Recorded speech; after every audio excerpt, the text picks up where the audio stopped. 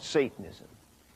To most, it conjures images of medieval black masses or sinister deeds done for the devil.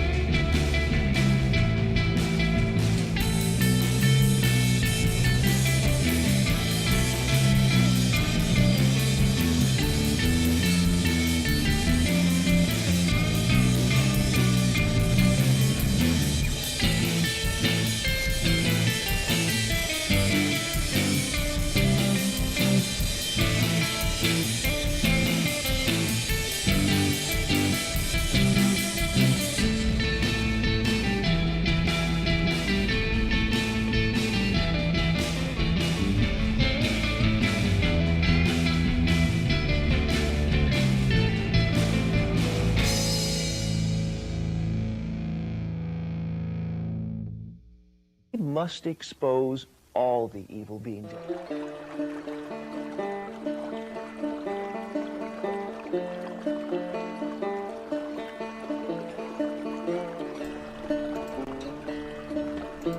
Hello, my beauties and bees. Welcome to Charlatan's Web.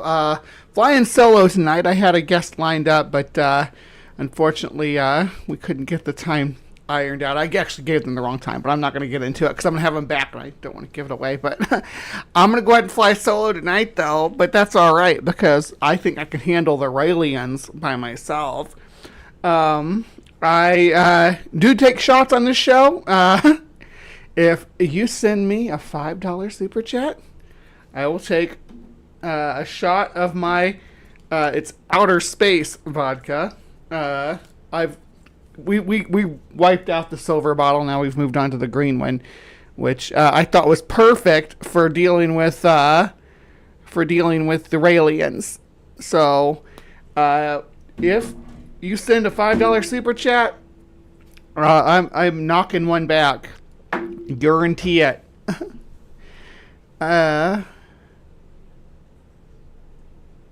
Yeah, let me, I definitely can close out on the Holy Spirit teaser so people are prepared for that. If you don't know, Ben does a regular show now called Holy Spirits where he interviews, or I guess it's an interview. Well, it's not an interview show at all. He talks to various people about religious stories. With a secret twist, not secret at all, with a twist that they are super, super inebriated, sort of like drunk history, except for with like religious stories. So if you think that sounds fun, you got to check out Holy Spirits. You can drop a link in the side chat. Somebody, I see a few wrenches out there, but well, Bugbout, you don't count. Your wrench doesn't count, Bugbout. I'm sorry. But yeah, tonight we are covering the Raëlisms, or I am covering the Raëlisms because I'm here by myself. But I'm not really by myself because you're all here with me. You're all here. Yeah, I missed Java and Jugs this morning. It's only one day of the week and I missed it. I had tummy trouble when I woke up though. It was bad. I don't know. I ate something spicy, I guess, but it was a rough morning.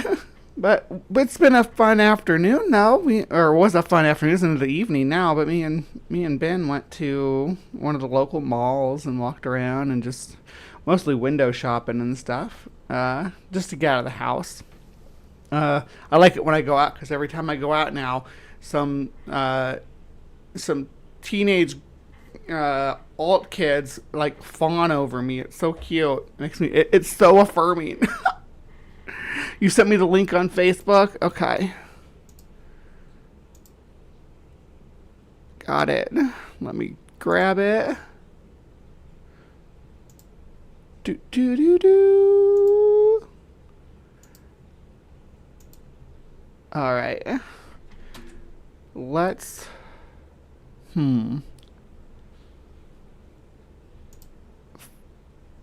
That's the okay, that's the teaser. Okay. I you want me to do it now or should I do it at the end of the show? It's funny, it is really affirming though. Like when people out in public, like it's like, hey, oh my gosh, you look so good. It's like, really? Well, thank you.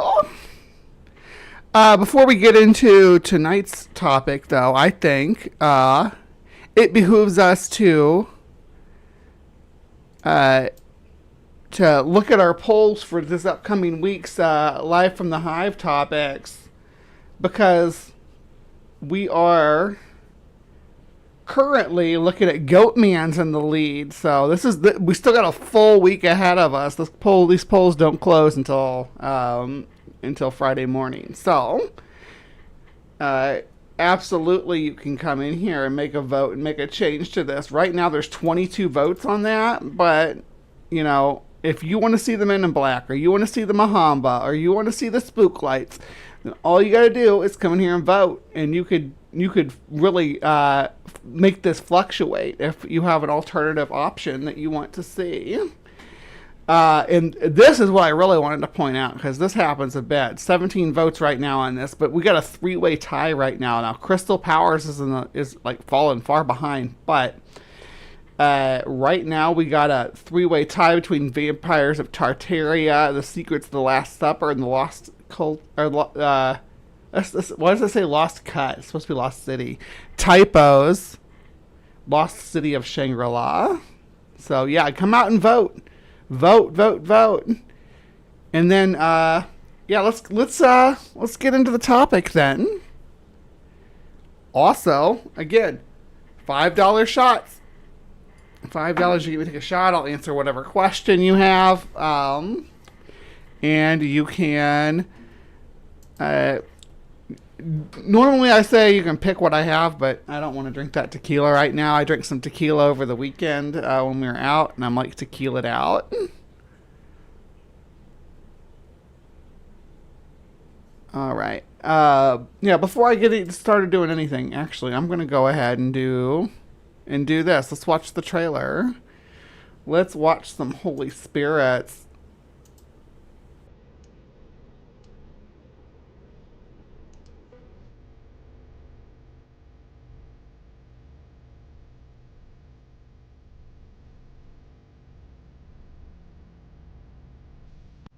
I want to offer a blessing to a man who... Hold on, I'm going to start over again. In two.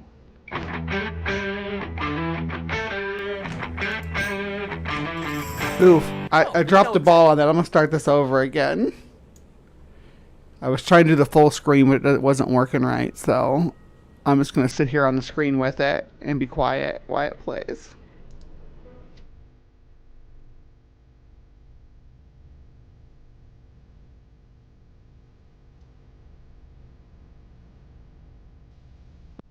I want to offer a blessing to a man who can split the moon in two.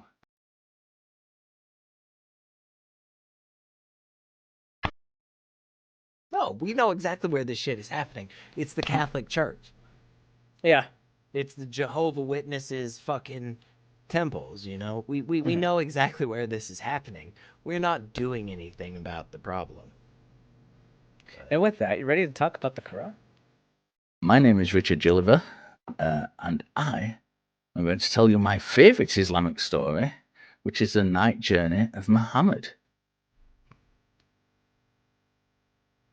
I'm Secularity, and this is the story of how Allah resurrected a donkey. Whiskey mouth. It appeared as having a face like that of a human being and ears like those of an elephant. Well, So, I yeah. still have to tell the Islamic one. I haven't told the. You told it. No, I didn't. I swear I didn't. I didn't. I'm pretty sure you did, but okay. swear You want I to tell it? You want to tell it? Okay. I swear I didn't. Welcome to Holy Spirits.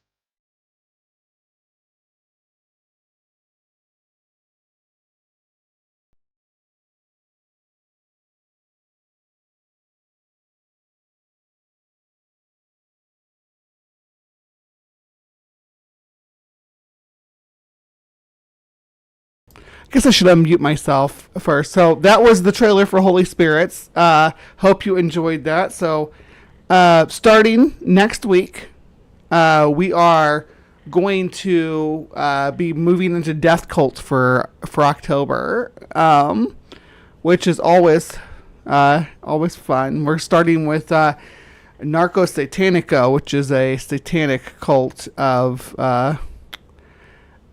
Mexican descent. So we will we'll unwrap that one, and we're just going to keep moving on through them. We're going to have the Manson family and stuff coming up, so it's going to be an interesting length of coverage for these people. You know, it's one thing to grift people out of their money. It's another thing to grift people to the point where they're willing to kill for you. So that's where the story is headed with Charlatan's Web next month for the month of October. Now, it's ironic because we're not actually covering a death cult right now. We got a true crime channel that we're going to be tapping into to understand who the Raëlians are. If you don't know who the Raëlians are, stick around because we're going to have to unpack that. But this channel is called Rachel Tries Hard. It's a pretty small channel, a little bit bigger than mine, but you know, mine's small too. And she does mostly true crime stuff, but there's some other things that she'll cover, disappearances and stuff. But I liked her video about the Raëlians, and I thought, hell yeah, let's jump right into that. So here's Rachel Tries Hard, UFOs, aliens, and clones. Oh my. Well, hello everyone. Welcome. Or welcome back to my channel. This might come as a little bit of a surprise, but we're not actually technically speaking talking about crime today. This happens once in a while, right? We cover other things. We talk about disappearances. Occasionally there's an occult sort of theme. It's not 100% crime. And today is one of those days because today we will be talking about the Raëlians. Let's do it. Let's dive into some Raëlian nonsense. This thing curls up underneath. I needed to have something a little more lighthearted. First of all, girl, let me tell you, I love your vibe. I love your decorations. I like the House of a Thousand Corpses. You got some skulls and crossbones in the background. You're getting very, very alt girl vibes that I can dig. You got the is that shell necklace. You got the piercings. The yeah, your ears are slightly gauged. Yeah, we can hang out. Hey, Maya. Thank you for popping in. Dare I say, fun. Now, the Raëlians are a cult of sort.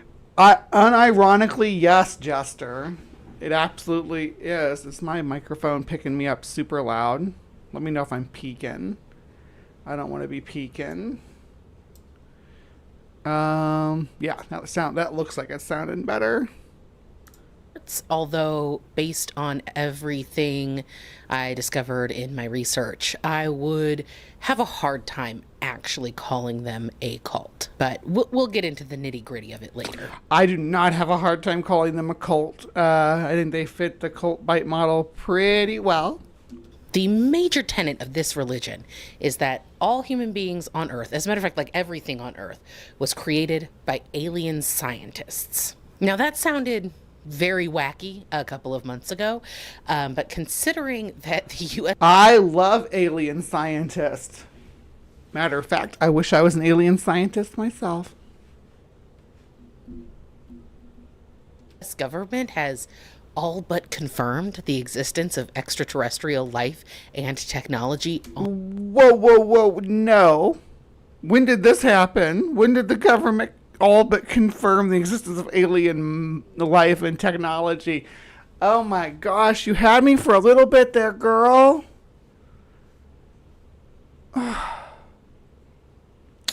On this planet, it seems a little less wacky today. So given all of that, I thought that... Is this about those CIA videos?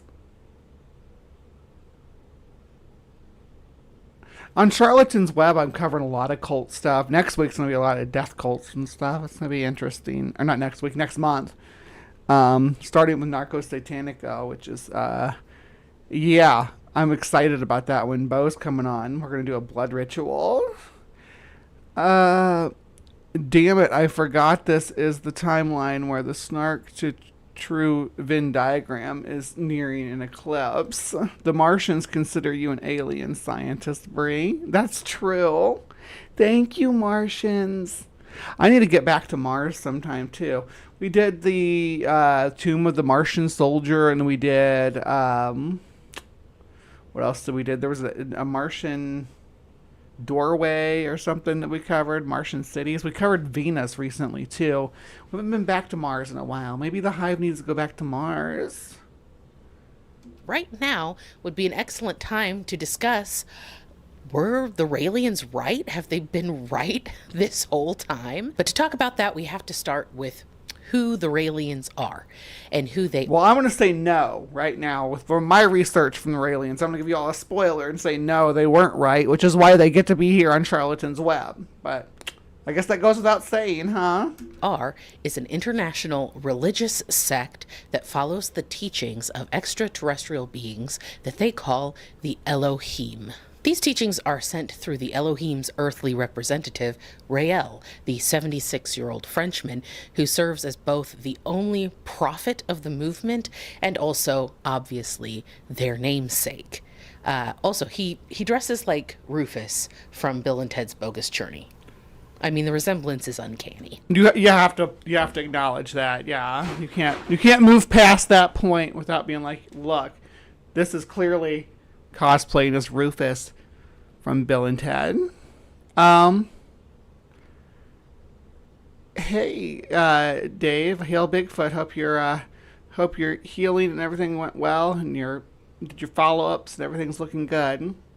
Evening, John Fabiano. Maya the cult blocker. Yes, I'm super into this. The kind of nonsense, but I like occult stuff. I like supernatural stuff. I'm not a believer in most any of it, but I enjoy it, and I enjoy researching it. I guess that's what happens. I grew up I grew up with a big stack of Mysteries of the Unexplained books. Raël founded the Raëlist movement in 1973 after an encounter he alleges he had with an actual Eloha, that's the singular form of Elohim, who came... But it's not spelled Aloha like it's written on the screen here. It's just E-L-O-H A-H, maybe? I'm not sure. I know it's not Aloha like the Hawaiian greeting, though. Sometimes the auto-generated stuff is funny to me, but she did say it like Aloha instead of Eloha. It's like it's Eloha, not Aloha. But I feel like I'm doing Leviosa, not Leviosa, but then I think about where that comes from, and I'm like, gross. But we are going to find out later that the Raëlian cult is actually pretty trans-affirming. To visit him in a spacecraft in a remote part of France. Now, this extraterrestrial had sought Raël out specifically. It was not just a chance encounter. Raël was the chosen one to spread the message of the designers. And the Aloha gave Raël the instruction that he should spread the message of humanity's origins primarily by building an embassy. This embassy would be to welcome the Elohim when they return to Earth. And the building of this embassy remains the primary objective of Raëlism. It is as of yet incomplete. It's a work in progress. The embassy for aliens. Which I've been saying for decades that that's what the U.S. needs, an alien embassy. Because I saw Men in Black, and it looked like just a mess. Part of his mission to spread the message of the designers, Raël has penned several books on the subject. Some of their titles... There you go, Maya. That's what I'm talking about. Eloha. Eloha. Not aloha. Eloha. Include Message from the Designers. It's a little on the nose. The message given to me by extraterrestrials, they took me to their planet. You really know what you're getting with that one. There's also Let's Welcome the Extraterrestrials and Yes to Human Cloning. We cannot forget Sensual. Now that's my connection to the Raëlians, and what I remember is I was a young kid. Must have been 11 or so. Must have been. It was like 1994 or something when they started talking about how they had successfully cloned a human and stuff. And they got kicked out of the U.S. and were no longer allowed to run their Raëlian clinics, Raëlian fertility clinics in the U.S. And now they still run them. Where they say that they're doing actual human cloning in the Caribbean. Meditation. Those aren't all the books. I just picked a few of my favorites. And what is the... I don't mind sensual meditation, though. That seems like positive use of your time. Message of the designers, according to Raël. Well, the Elohim are a species of humanoid scientists who created all life on Earth. So this is a non-theistic intelligent design religion or religious cult. With advanced scientific techniques, cloning, and genetic engineering. So the Elohim wish for humanity to continue to pursue scientific advancement, including advancement in genetic engineering and cloning. And the primary reason for this is that the Elohim promise that these technologies will help human beings essentially achieve eternal life, and also just advanced mental capabilities and physical capabilities. While the Raëlian movement... Yeah, up to and including psychic powers, y'all. Don't let's not discount how much psychic powers that you can get from the Elohim if they're in your bloodline. But we haven't even got to that yet. I'm getting ahead of our host. Does incorporate who I just forgot her name, and now I and can't remember it because it moved out of my brain. Rachel. Yeah, Rachel. Rachel tries hard. To it, they are atheistic. They believe that traditional concepts of God are very outdated and that scientific advancement should begin taking the place of these archaic and outdated beliefs of religion. But they're not wrong. Do believe that other religious leaders, from Jesus to Muhammad to Buddha, I can't remember exactly, I think that they think there have been like 25 of these spiritual leaders that were in fact prophets of the Elohim, but that their message over time has been corrupted by humanity. Raël encourages his followers to practice sensual meditation, hence the book, which emphasizes connecting the physical senses to experience pleasure and a heightened awareness of the present moment. That's what that I'm on board with that so far. The stuff that she's brought up, I'm not feeling that bad about. If the Elohim have to talk through some French guy, I'm starting to get cult vibes for sure. Yeah. It's hard to also not. seems to use this form of meditation to actually make contact with the Elohim. And it's my understanding that everyone is encouraged to connect with the Elohim in this way, but it is important to remember that Raël is the only prophet of Raëlism. The movement also... That's the thing with cult leaders. They always get to... There's always the point where they're like, I'm sexually special, and sexually satisfying me is a special thing that you need to do. Promotes peace, nonviolence, and respect for all life forms. They seek to eliminate war, nuclear weapons, and all violence from the world. Raëlians are also known for I'm you know, when it comes to cults though, they're really not looking too bad, all things considered. advocating for various human rights, including gender equality, reproductive rights, and sexual freedom, because they believe that the Elohim created us basically for pleasure. That Well, they're not wrong. we as human beings are here to be creative, to relax, and to enjoy our life. And putting a lot of restrictions on human rights obviously would be the antithesis of that goal. We were not made by the Elohim to labor, and so a lot of their idea about technological... See, these are all great selling points to me. Advocating for human rights, end to violence and nuclear weapons and all that. I'm on board so far with the Raëlians, I'm sorry to say. But right now they sound a lot better than the current cult we have in charge. Can we swap out the evangelicals for... Can we swap out the evangelicals for the Raëlians?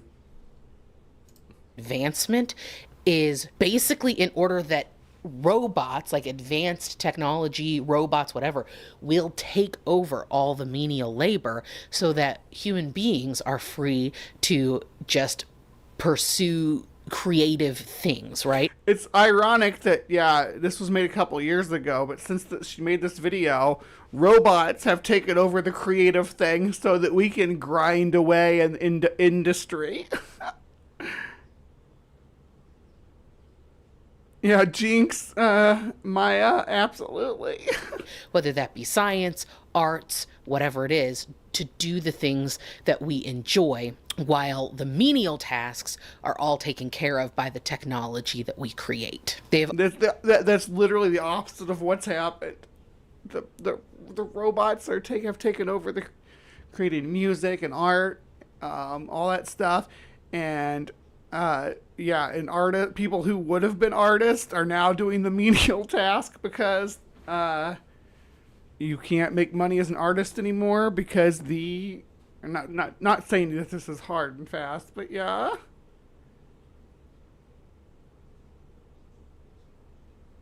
Right?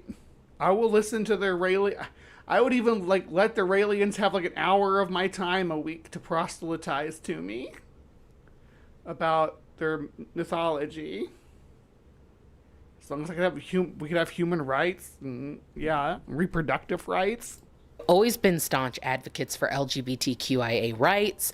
They had an initiative in Africa, which they actually have quite a lot of followers in Africa. They had an initiative there that they called Clit Aid. Clit Aid, but it won't show clit on the adjusted screen, but... And the whole point was to get restorative surgery for people who had been victims of female genital mutilation. And that is based as fuck. Oh, man.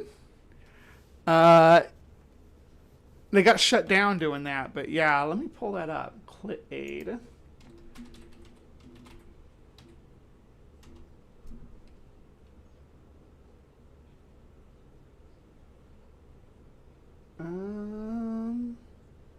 There's clitor aid. Yeah, there it is. It's not clit aid, it's clitor aid. And it is run by the Raëlians. So, yeah, like a cult that actually does good work with their money. About.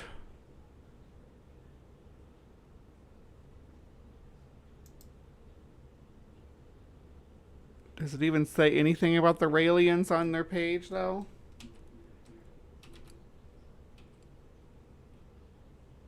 Yep, it does. It says Clitter Aid is a U.S.-based nonprofit organization founded in 2006 by Raël, spiritual leader of the international Raëlian movement, to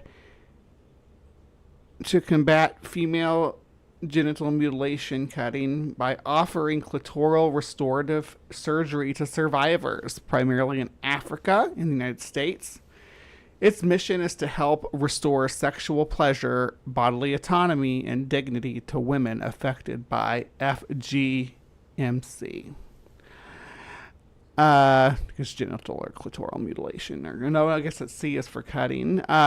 Since its founding, Clitter Aid has carried out several humanitarian missions in Africa, including in Kenya, Burkina Faso, where it awaits the official opening of its Pleasure Hospital, a facility dedicated to providing free reconstructive surgeries. Since 2009, Clitter Aid volunteer surgeons have performed over 600 procedures, with approximately 60% of patients reporting the ability to experience orgasm post-surgery. To support its work, Clitter Aid runs an ongoing international Adopt a Clitoris fundraising campaign. Beyond surgery, the organization promotes global sexual health and female empowerment by educating the public about the clitoris. Often overlooked organ solely dedicated to pleasure. In 2015, Clitter Aid launched Clitoris Awareness Month, observed each May alongside National Masturbation Month. The campaign seeks to break taboos surrounding female sexuality through lectures, art exhibits, and public discussions, encouraging women worldwide to embrace their anatomy and reclaim their pleasure. So far, so based. I'm not really feeling too bad about this cult so far. And they actually were pretty successful in this. They were able to perform about 25 of these surgeries before the government shut them down. They consider themselves to be anti-sexist. In fact, I just read on their site it was 600. I don't know which one's true now. Hey, Bo. Hello, and on your journey. I don't want to give away your location. But, yeah, everybody's moving all over the country. Maya's moving, Bo moving around. Keeping track of all my people is important to me. So thank you for checking in, babe. When they have their events and stuff, a lot of the female members go topless because it's sort of a core part of their belief that it is unfair that men are allowed to go out in public topless and women aren't. Now, I can't help but feel that some of this, maybe just a scotch, is because Raël would like to see more boobies. But hey, what's wrong with liking to see more boobies, though? I like to see men's bodies and women's bodies. And why is it that men are allowed to show me their bodies, but the women cannot show me their bodies if they want to? Breasts aren't inherently sexual.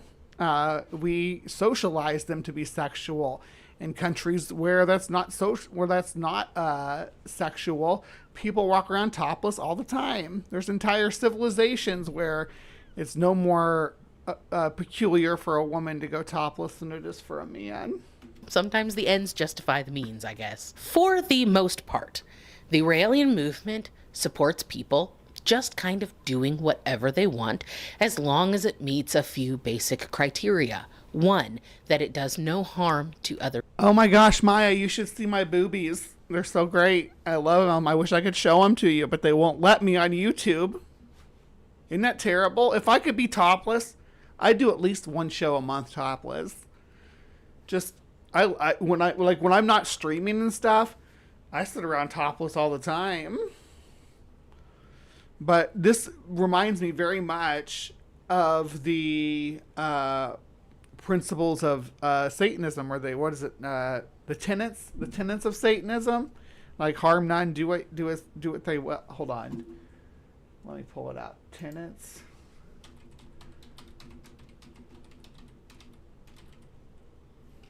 Tenets of the Satanic Temple. There's 7 fundamental tenets, and one of them's a harm. Okay. Yeah, I'm mistaking it. I just realized as I was pulling it up that I'm mistaking it with the Wiccan Reed. Which if I bet Maya knows the Wiccan Reed. Don't ya? Abide the Wiccan laws thee must, in perfect love and perfect trust. The last part is what I'm talking about. 8 words of the Wiccan Reed fulfilled, and ye harm none and do what ye will. Yeah. People. 2, that it does not promote violence. And 3, that it does not impede technological advancement. Now, despite the relative freedom, Raelians are encouraged to follow a certain moral code. And quite frankly, I think that perhaps we should all strive to follow the Raelian moral code. They're expected to take responsibility for their own actions, respect cultural and racial differences, strive for world peace, and share wealth and resources. Adherents are encouraged to give about 10% of their income as a tithing to the church to fund all of their various initiatives that they do. It's not necessarily required, but I'm going to go into the hierarchy of the church and I'll talk more about that then. Now, another tenet of their religion that I found to be very interesting is that they are supposed to uphold democracy. And I thought that this was I just saw a charge go through on my phone and I had to check it. Sorry. Because I'm broke and I can't afford to be having charges going through all willy-nilly. But it was something that I do need. So all things considered, I'm not upset about it. And it was only $10, which I don't have to spend, but yeah, there it goes. So if you want to help me out and donate $10, $5, $2 you don't get. I won't take a shot for $2, but for $2 or for $5 or more, I will take a shot for you as we go through the Raelian cult. And if I did have last week, was it last week? Yeah, I think it was last week. I had the celery juice thing, the juice cleanse thing that I was taking shots of for $10, and man, that stuff was. Really interesting because we do not hear that very often when we're talking about these kind of culty groups. And as I looked into it, I found out that Rael believes in this idea called geniocracy, which is a word that he made up. It's of his own definition, as far as I can tell. But basically, it describes a society that is run by geniuses or intellectuals. He sees. So I think it's like a technocracy is more like what he's in that neighborhood anyway. Because that's where the world is run by professionals or by people who have the technical skills in whatever field of government they're in. There aren't career politicians. It's just literally cutting out the middleman and putting the people that know the technical aspects of whatever services that they're being offered by the government, and they are the ones in charge of considering the funding and such for it, as opposed to having a bunch of bureaucrats and lawyers in political positions. Anyway, yeah. Democracy as the way through which we are going to achieve this geniocracy. But basically, the idea is that Congress, the president, Parliament, all Oh, dang, where'd everybody go? world government leaders should be chosen from a pool of people who meet certain criteria for problem solving capabilities and for creative intelligence. Eventually, the whole world is going to be run exclusively by people who are like the most intelligent and the most compassionate of all humanity. It actually sounds like a dream, doesn't it? That's how Intelligent and compassionate? Yeah. Gotta find a nice balance there. sounds like a utopia. And that's the idea. The idea is that Do as you will, but harm none shall be the whole of the law. we try to create the Elohim have created a utopia according to them, and that we're supposed to try to make Earth more like the Elohim's utopia so that they can come in. And anyway, we're going to talk about Well, we're doing a bang-up job of it, that's for sure. it more later. The prophet also believes that more women should be in positions of power because their innate femininity makes them more caring, compassionate, peaceful, and balanced. Hard agree. Femininity Day, March 8th.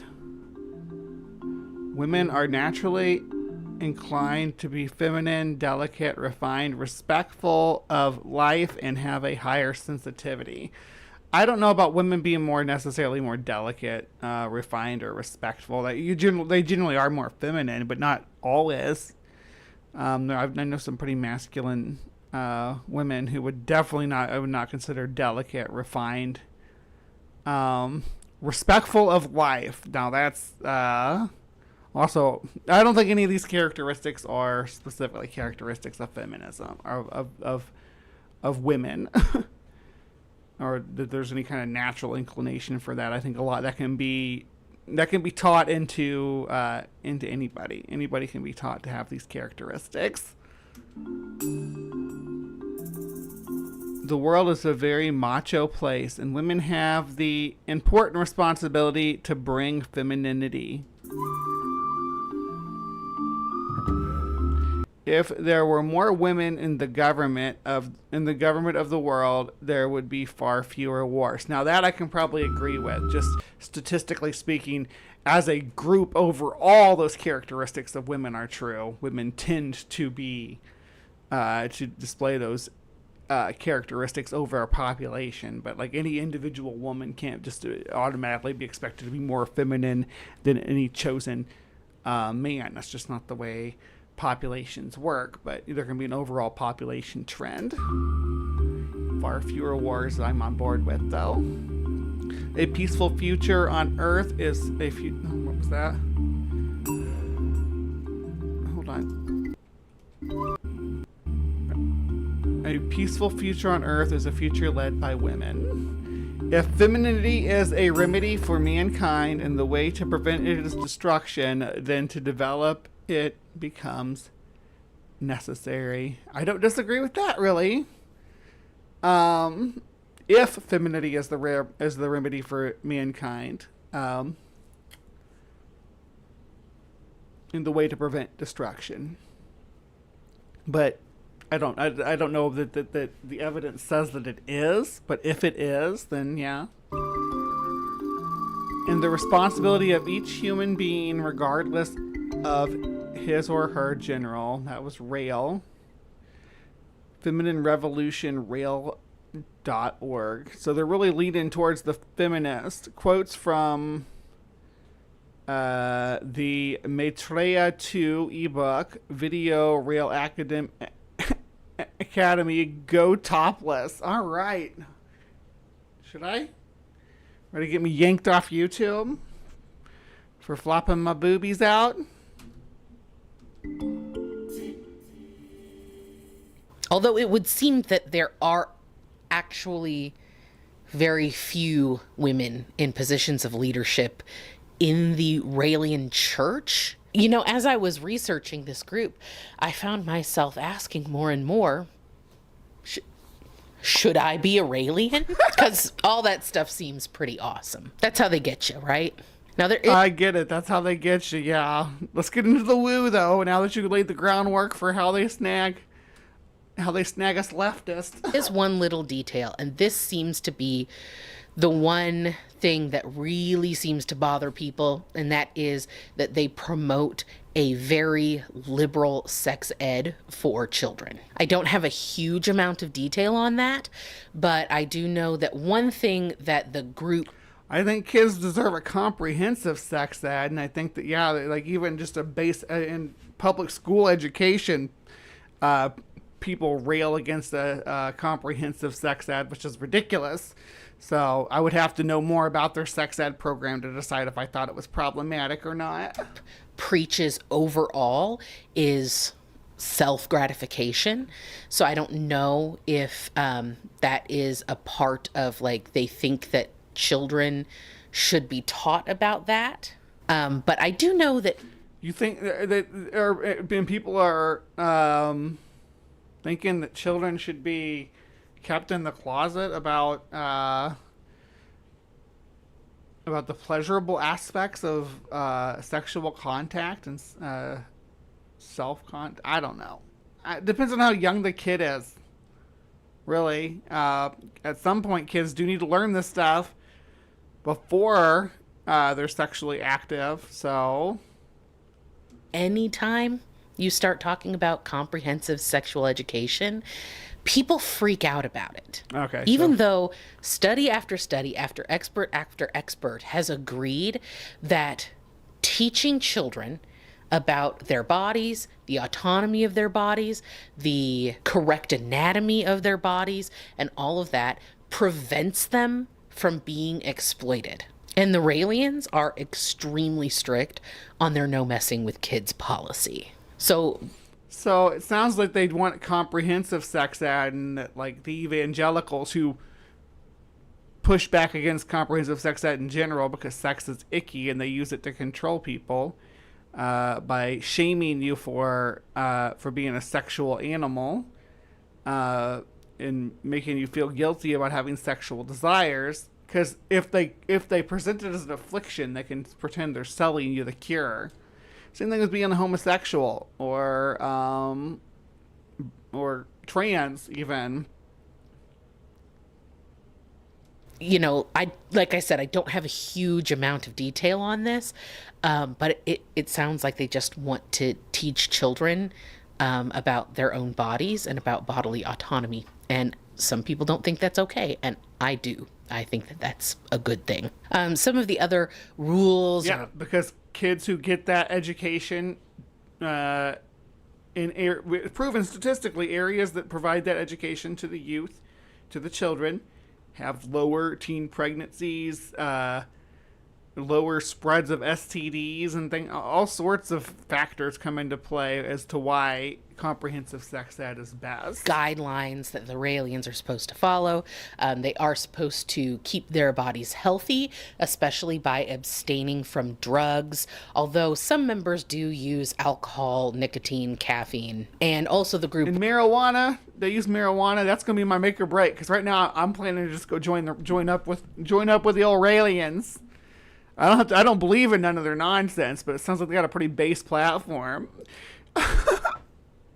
Would prefer that their members not contribute to overpopulation. They are encouraged to not have any children.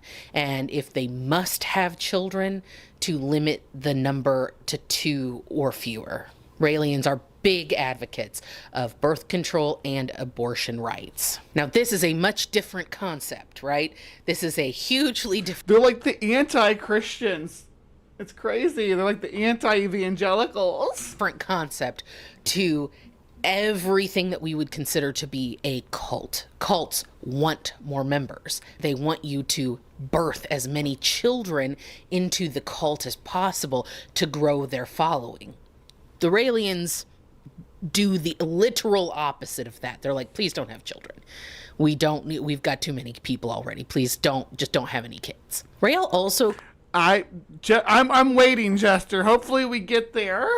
claims that his father is an Eloha named Yahweh. And yes, this is the same Yahweh of the traditional Abrahamic religions. And that would make Rael and Jesus half-brothers. That's Jesus' brother, y'all. Because he's Yahweh's son. See, now we're getting into the woo-woo parts of it. So he is the son of Yahweh. Which he believes. He will tell you that he is the half-brother of Jesus Christ. So yeah, you can see pretty easily why people think these guys are a little off base, a little wacky. They have some interesting ideas at their core. It's hard to get a really good read on exactly how many followers this sect has, but it looks like it could be as many as 40 to 100,000. Oh, I thought she was just going to stop there. I was like, well, that's not too bad. Just a few dozen, but 40 to 100,000? Members worldwide. That is not a small following. Many followers live in Burkina Faso and South Korea, although Rael himself resides in Japan. He does travel all over the world, but his house is in Japan. And apparently the embassy is meant to be built or is being built in Switzerland. The Elohim were supposedly very specific that Why Switzerland, though? that the embassy should be in neutral territory, and Switzerland It's a Switzerland joke. Well, they built a Switzerland joke into their religion. obviously is a very well known for being neutral territory. Although I did read something about the Swiss government not really wanting him and his followers around. But there's a few other countries like that too, where they've kind of like been asked to leave. And they do. They don't really put up much of a fight about it, but it seems that everybody just thinks they're really weird. There's no like real He thinks he's the brother of Jesus. That is pretty weird. specific complaints about it. They're just like afraid that they're a cult and that they're going to get out of hand. So a few places have been like, go away. So I don't know if they've actually been asked to not be in Switzerland or if the Swiss Just spray him with the squirt bottle. government is just like, we've got our eyes on you kind of thing. I don't have a lot of specific details about that. But if you're surprised that you've never heard of this group for as widespread as they I heard about them back in the 90s. seem to be, so was I. And I think that this has to do with just their general lack of having any kind of controversy. They're sort of seen, for the most part, as, I mean, if not entirely wholesome, at least completely innocuous as far as cults. A wholesome cult? That's a term I'd never heard before. Innocuous, sure, but a wholesome cult. The Raëlians are a wholesome cult. Go. Oh, They my. did get into a little hot water when they publicly claimed that they had actually cloned a human And I remember that. That's what I remember them from. baby. So let me back up. According to Raëlian teachings, cloning would allow humanity to preserve their genetic heritage by creating perfect identical duplicates of themselves, right? That's what cloning is. This idea aligns with their beliefs in the Elohim's But don't have babies. Weird. genetic engineering capabilities and their overall plan for humanity, which of course is for humans to achieve this technological advancement so that they can become immortal. Basically, we are promised everlasting life by the Elohim as long as we are, good and we are chosen by them. Only the actual Elohim get to make the decision for who gets to be immortal by Why? They're not actually divine. They're just alien scientists, right? Why do they get to decide who gets to survive? Sounds like they want a genocide. Oh my. continually passing on their genetic code. It's really not that different than the Christian principle of everlasting life, except that for Christians, this happens in an ethereal afterlife in heaven. And for Raëlians, this exists in actual, real earthly life that you get to continually do over and over again, or just continue on with. Oh, that sounds awful. Is there an exit plan as a Raëlian? As a clone. So your body. I don't want to live forever as a clone. That's gonna suck. I finally get out. I'm like, ah, sweet release, and then I wake up a fucking screaming baby. No, thank you. Your actual body is mortal, and you will die, but then you're brought back to life. Of course, this does not really address the issue of like the consciousness. I think that we all recognize that there is something inside of our meat suit that makes us us and is distinctly separate from the meat suit. You're gonna start talking about the soul. To me, it's just your identity. That's just who you are. It's the electrical and chemical processes in your brain. I don't think there's anything supernatural or independent. I mean, it's definitely independent from the body. The body's just the meat suit, the organic parts that grew to support and protect the chemical and electrical pulses going on in there. The jellyfish floating around in my skull. So some people call it consciousness, some people call it a soul. And we have no reason at this point to think that just because you clone the physical body, which is what you can do with DNA, you can clone the physical body, but we have no reason to think that that is going to transfer the consciousness. In fact, based on our current understanding of the technology, this is unlikely. So, like, I'm an identical twin. So that means that me and my brother, we were an egg, right?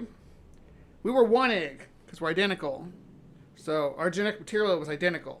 So we're basically like clones of each other when we split apart.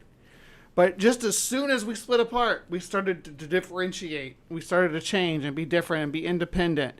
And it never stops. We never stop diverging from one another. And that would be in theory, that should be the same expectation when it comes to clones. That even if it was built from the same genetic material, that once they split, they start going through down their own path of development, which may have different external factors that cause different reactions in that development and changes who that person becomes. And yeah, I mentioned my brother. I mean, I'm not going to go into too much details, but my brother is a alpha dude, conservative, or I would say conservative, libertarian is the better way to put it. Libertarian, bro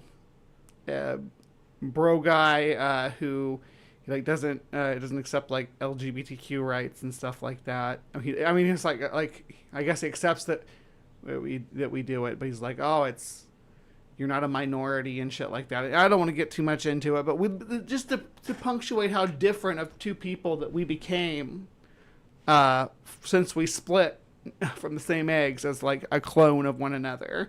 So yeah, I agree. Clones don't become a exact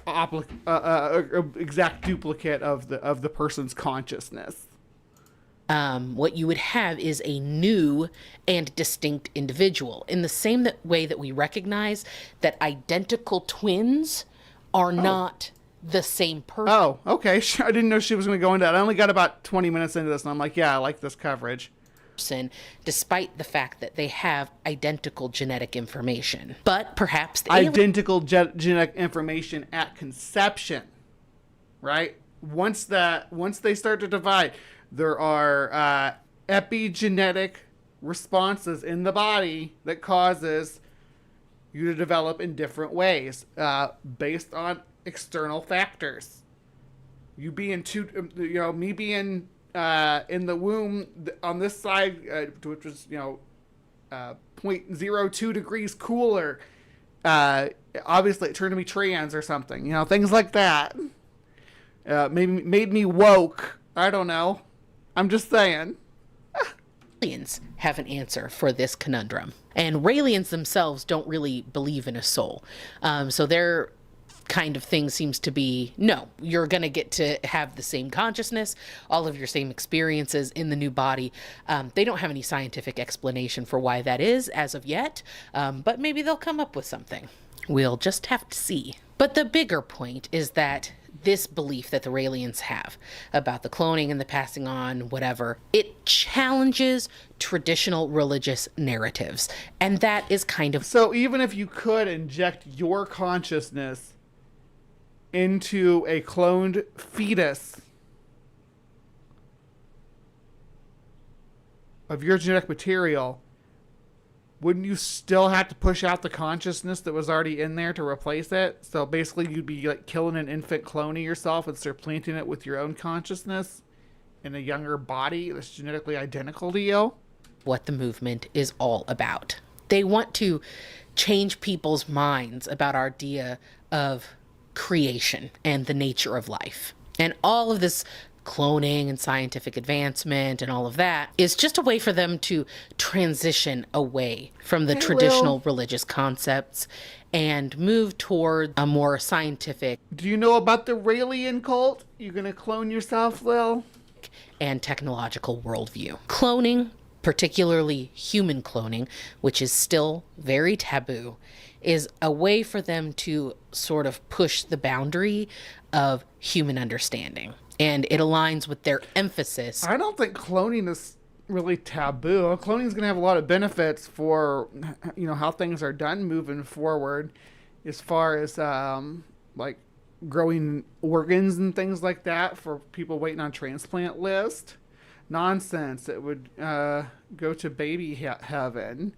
Yeah, God relocates the babies to heaven. S.J. Thomas.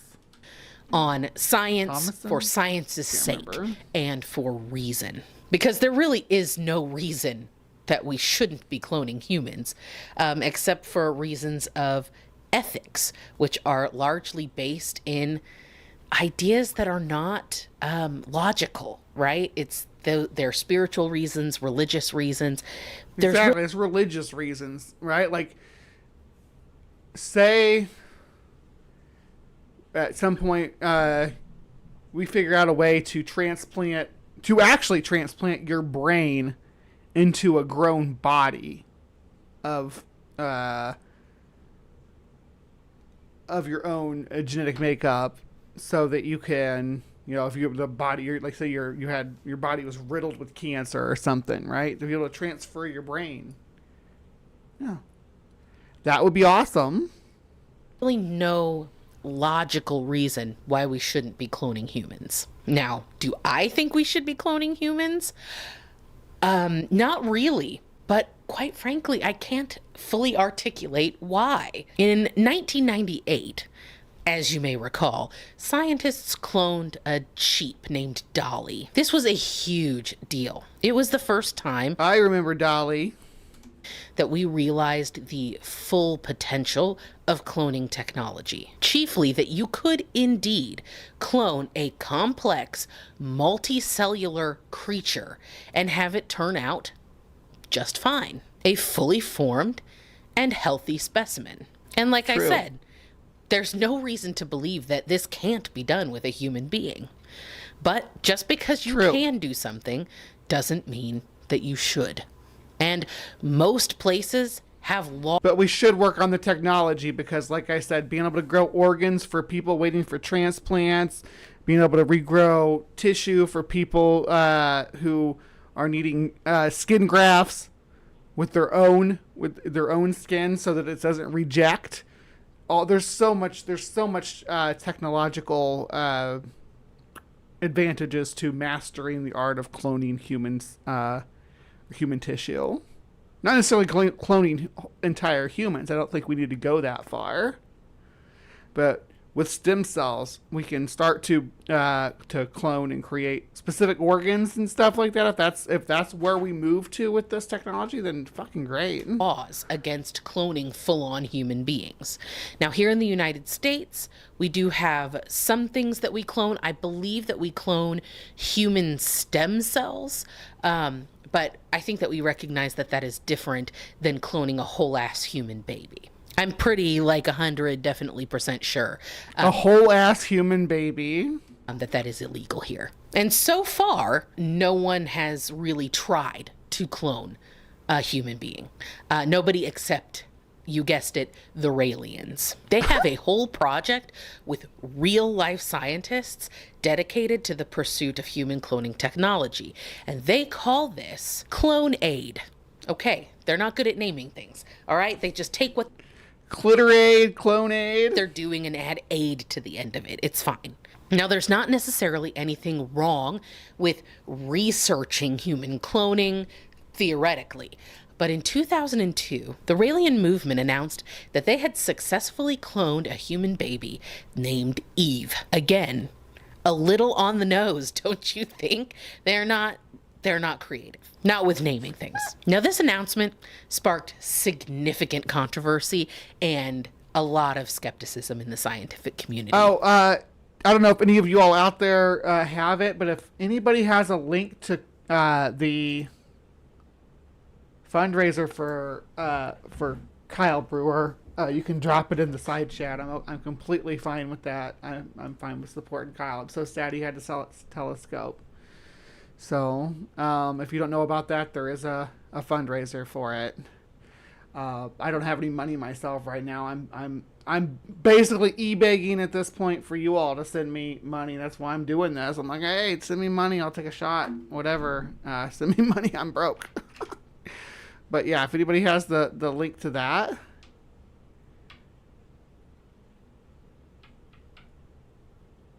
Now listen, there was a stunning lack of credible, independently verified evidence that they had actually done this. Many experts in the field questioned the feasibility of the Raëlians' claims, chiefly because they didn't provide any scientific data. They didn't provide any peer-reviewed research to support their assertion. But the announcement did garner widespread media attention, and it certainly broadened the reach of the Raëlian movement. Media outlets and journalists covered this story. Raël himself appeared on 60 Minutes Australia to talk about their efforts. I watched that. I remember seeing that. And Jay Leno, because my parents watched late night talk shows, so I watched it too. But Jay Leno would not stop cracking jokes about it. It was a big talking point. The Raëlians. And at this point in time, in my head, was 2001, so I would have been older than I thought I was, because I was I'd have been like 16 or 17. Despite the fact that most people found these claims completely unbelievable, the Raëlians did get into a little hot water with some... Looks like we got a buyer. We got a buyer. We got to do this. So you get outer space alien head vodka brie. And this is my alien head. I'm an alien. I'm a Raëlian. Yeah, let me pour. Let me pour. Love you, Lil.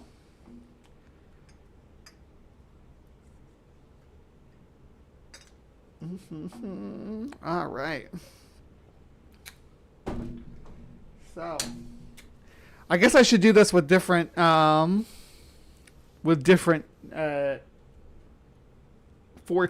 drinks. Maybe do the Crystal Skull vodka that Dan Aykroyd has. Could do that. Let's see, and I'm gonna chase this with Ultra Vice Guava Monster because I'm a trans woman and I am a stereotype. I'm a stereotype. And yes, thank you, Ben, for buying me the monster, by the way.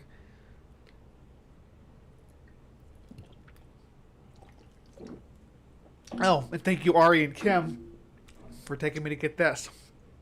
It's been a while ago now. Woo! Woo! Raelian vodka.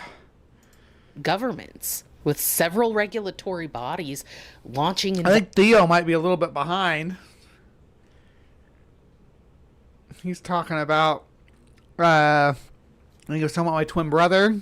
Now he's talking about ethics aren't logical. Investigations into this. Now, nothing has ever come of it because there's I'm gonna speed her up just a absolutely little bit, no though. evidence at all that Clonade has actually cloned anything. It seems most likely that the Baby Eve announcement was an elaborately planned hoax, the intention of which was to bring international attention to the Raelian movement, perhaps to legitimize them or to gain more followers. And herein lies the primary and most damning controversy of this group. That Rael is at best completely crazy and at worst an out-and-out liar. His real name isn't even Rael.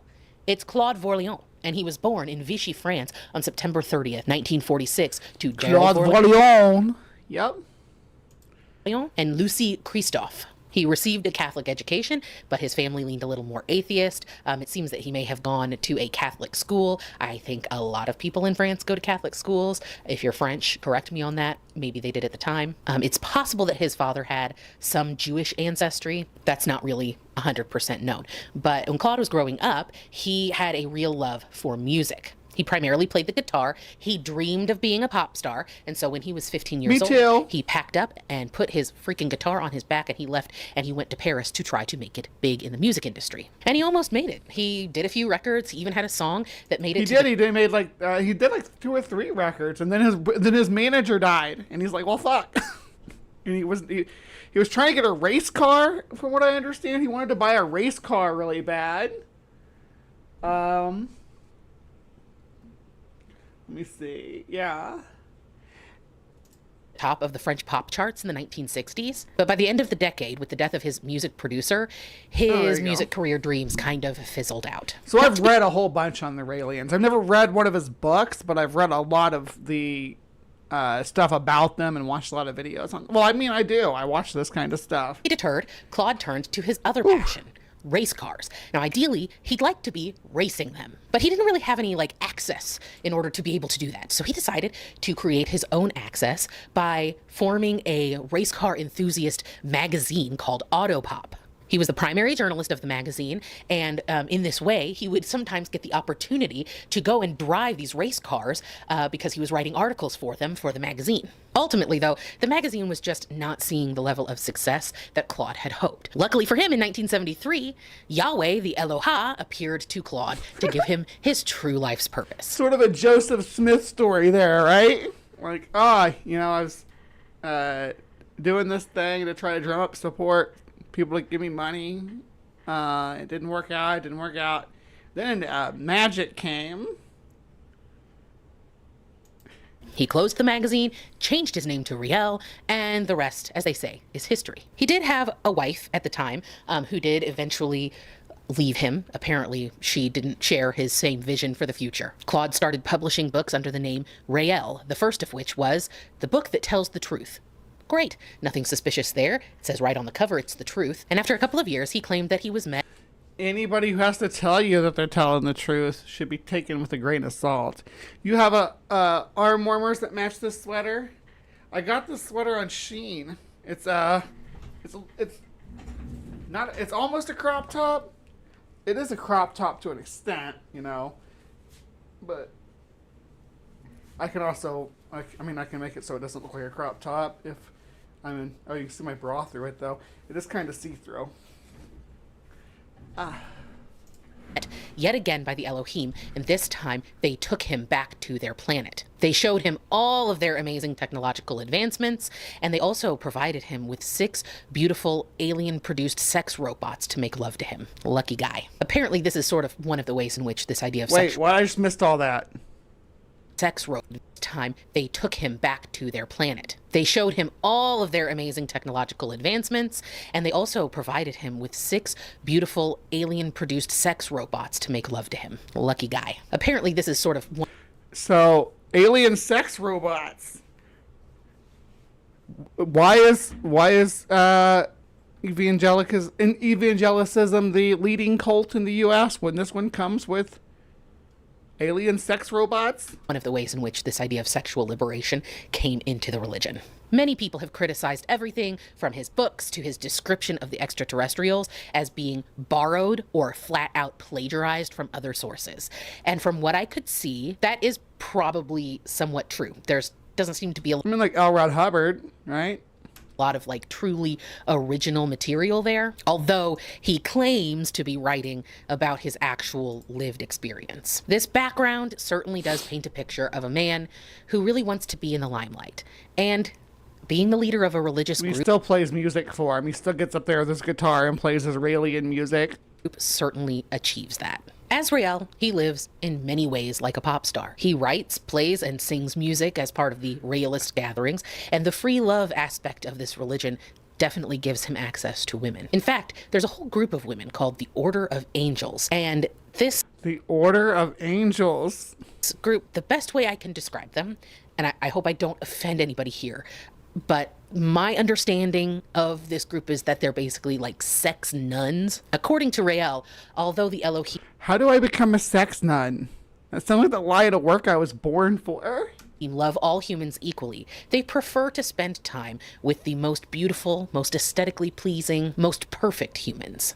And so that's the idea of this Order of the Angels, that they are like the perfect specimens of human beauty. It's interesting to me that the Y'all send my picture to audition to be a sexy angel. I'm gonna be an angel. Have fluttery wings. extraterrestrials' idea of beauty so closely resembles Western European ideals of beauty, but hey, they created us, right? So who am I to judge? So the angels are part of the formal structure of the church, and as the angels age out of the group, they teach the younger incoming members. And then there are different tiers. There's a white feather, a pink feather, and a gold ribbon. White feather angels are allowed to have normal human relationships with whoever they choose. Pink feather angels are to reserve themselves for the Elohim, although they are allowed to have relations with other angels. They are intended to be the human consorts to the Elohim when the They're extraterrestrials allowed to have lesbian sex with other angels. Oh my gosh. return here to Earth, so they will sort of chaperone them to show them Earth ways. Now, the gold ribbon angels are the real cream of the crop. They are selected by Raël himself and represent the very most beautiful examples that humanity has to offer. Gold ribbon angels are meant to be the first ones to greet the Elohim when they come. They may only be intimate with the Elohim and, of course, Raël himself with his Oh, there it is. There it is. It always comes down to that. At some point, no matter, I'm going to drink to that just on my own. At some point in your cult, regardless of whether it's a, what she called us, a wholesome cult, or a death cult, where everybody dies at the end, or a murderous serial killer cult. At some point, the leader of the cult is going to be like, listen, cult members, I've spoken to the divine powers that we follow, and they want me to fuck your wives.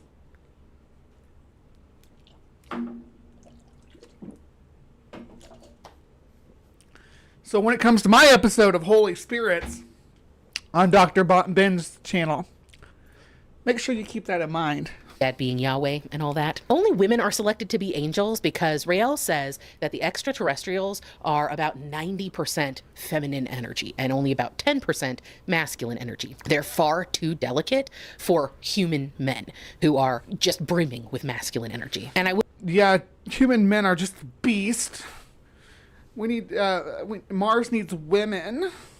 will point out that these women are chosen for both their external and internal beauty as it pertains to the teachings of Raëlism. So ideally they would be pinnacles of nonviolence, they would be peaceful and would meditate, just be generally very feminine in their mindset. Hell yeah.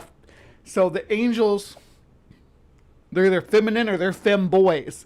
So either way I win. Because those are my favorite flavors. No, I like a daddy, which is a strange thing that's happened on estrogen. So, I mean, I was never really attracted to hyper masculine men. Now I am, at least to certain types of hyper masculine men, usually like older, ones that are older than me even. So yeah, I might seduce your dad, as Billie Eilish says. I would also like to note that trans women are welcome to become angels as well. They have had at least one trans woman who was an angel. Rael himself strives not to present. Come on, Rael, don't you want to rail this? Do you want to make me one of your angels and give me money? Look how curvy I am. Come on. As too macho or masculine in an effort to be Femboys are fun to hang out with. One of my best friends that I made down here is a femboy. Oh. more like the Elohim. The entire movement it really preaches the... He gave me all kinds of makeup tips. That's why I do my lips kind of like a chola. Because I learned my makeup from my Latina and Latino femboy friends. Idea of gender fluidity. The Raelians believe that an overabundance of masculine energy makes us violent, and that the Elohim have overcome this basically through the act of lovemaking. That's what they use to express themselves rather than violence. Where humans... I don't actually want to have sex with Rael. I don't imagine he has much libido left at 70-something now, so... tend to use violence and hate to express themselves more. This is one of the things that... I'm just saying that if I could inherit the Raelian cult, I think I could do good with it.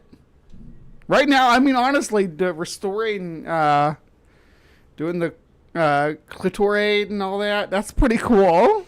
Makes the Elohim more feminine than masculine. Again, all of this is... If you want to see how feminine I can be, there's a link right there in the live chat. According to Rael. So the lovemaking helps them harness love and peace instead of hate and violence.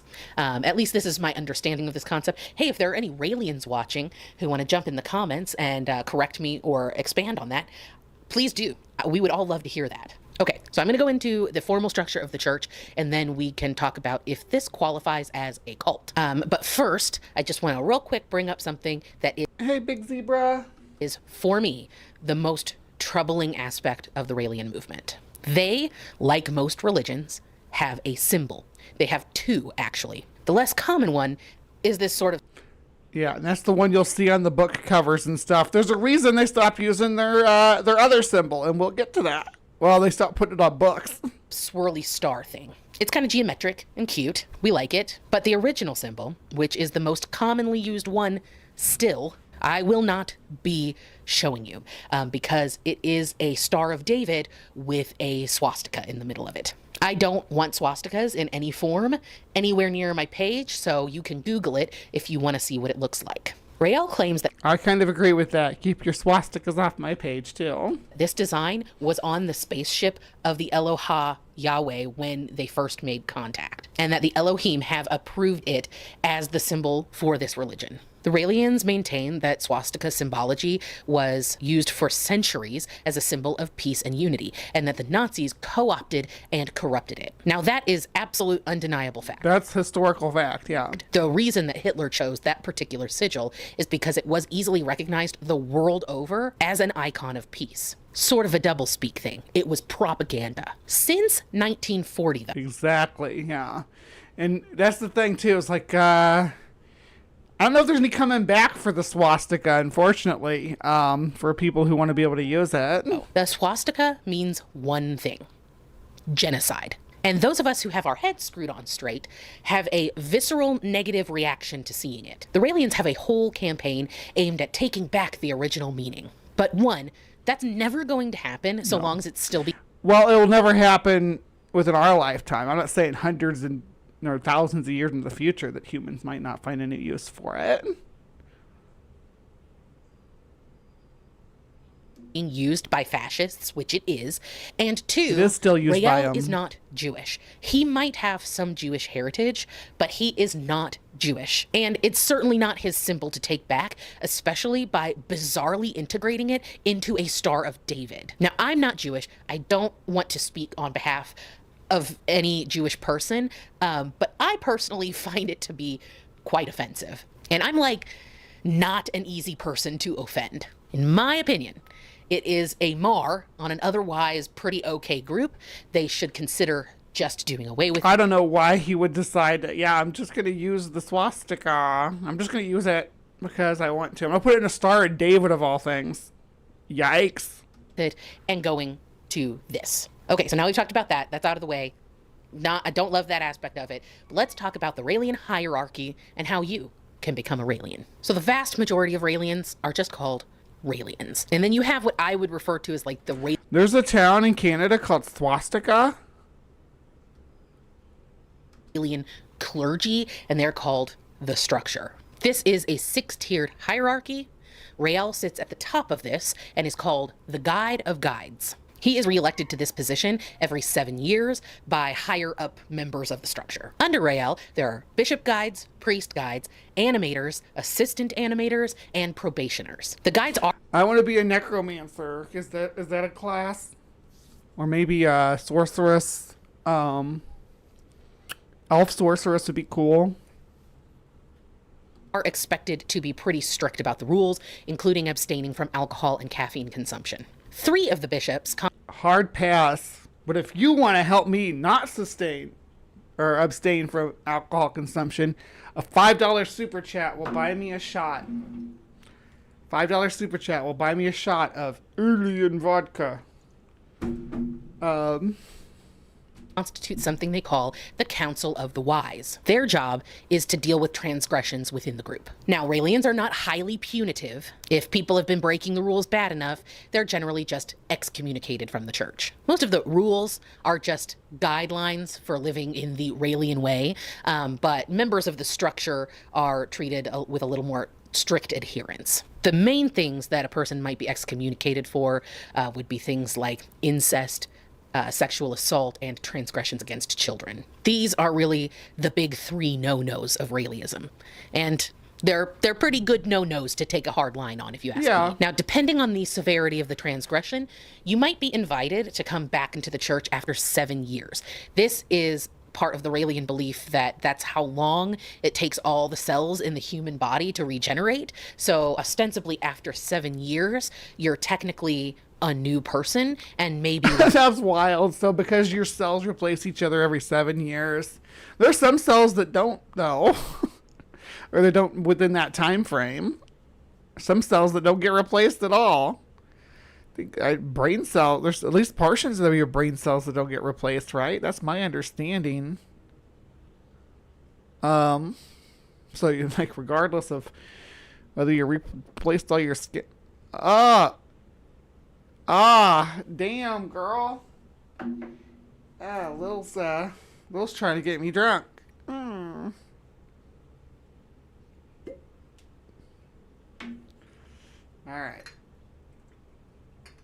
All right, B people. All right, my hive.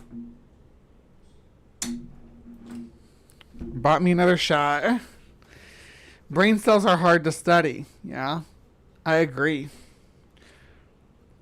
Oh, but brain cells are easy to kill. You just take shots of vodka.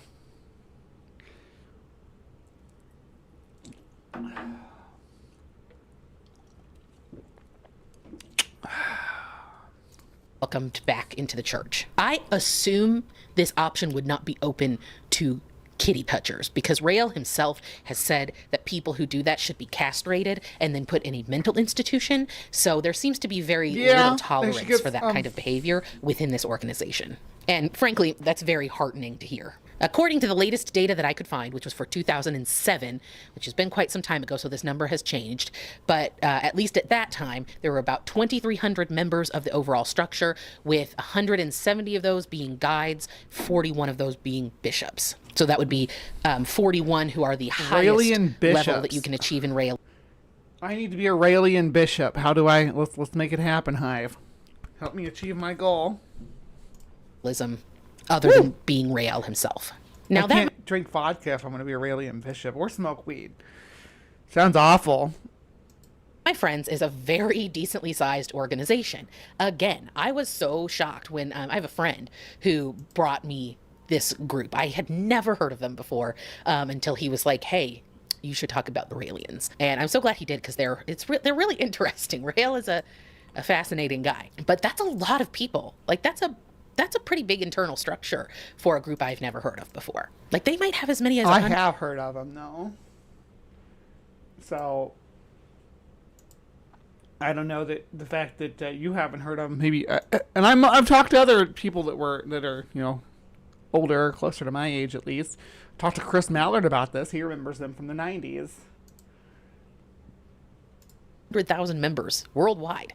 That's a very significant movement. So I know what you're thinking. Well, how can I become a Raëlian then? Well, first of all, you need to know that there is a yearly membership fee. And as I mentioned, full members are encouraged to tithe 10% of their yearly income. Although this rule, quote rule, is in no way enforced, and Raël himself says that he thinks about 60% of their members do. So we can all be Raëlians. Can a person get railed by a Raëlian? That's my goal. I want to be railed by an Elohim, though. That's what I really want. I want to have angelic sex. Is that too much to ask, to have sex with a god? What kind of timeline is this where I can't even get railed by a deity? I mean, I remember when, was it Zeus that turned himself into a swan and railed, or Loki turned himself into a horse? Actually, Loki turned himself into a she-horse. Got pregnant, right? Am I remembering that story right? No. Do not adhere to this policy. In other words, it's completely voluntary. The money brought into the organization is divided up by 3% going to the national branch of wherever you happen to be, 7% going to like the international central administration, and then up to... Do I have to tithe if I'm giving them all this? Come on. I'm one of your angels. I'm a pink feather angel. Come on. You don't need me to tithe 10%. 1% going to Raël himself, and then of course sales of his books also go towards the income of the movement. So now you're prepared to tithe, and you know where your money is going to, and you need a Raëlian baptism. This is called transmission, and it's performed by either bishops or priests. These initiations take place at the annual seminars that are held all over the world based on the Raëlian calendar's 4 major holidays. There's the first Sunday in April, which is the day that the Elohim created Adam and Eve. There's August 6th, which is the day that the atom bomb was dropped on Hiroshima, and that marks the beginning of the Raëlian calendar. I didn't strictly understand this, but it seems that they count their year from that day because that ushered in this era of violence and chaos that we're currently living in, and that is going to be corrected by the Violence and chaos have been going on for a long, long time. Elohim when they come back to Earth and usher in an era of utopia. Be corrected by the Elohim when they come back to Earth and usher in, and that is going to be corrected by the Elohim when they come back to Earth currently living in, and that is going to be corrected by the Elohim when they come back to Earth and usher in an era of utopia. You can see my kitty back here. She's very cute, but she's not a very nice person. There's also October 7th, which is the date that the Elohim picked up Raël for the second time, when they actually You missed the part about cloning, Big Zebra? Yeah, it was, when was it? It was about, it's been a little bit ago. We talked about the cloning and Eve and all their stuff. Took him to their planet. And then the final holiday is on December 13th, which is the first time that Raël met the Elohim. For this baptism ritual, the bishop or priest has to place their hands on the head of the person who is ready to convert. And then they meditate while holding the top of your head. And they meditate to transmit messages to the Elohim. Look at that. Wow.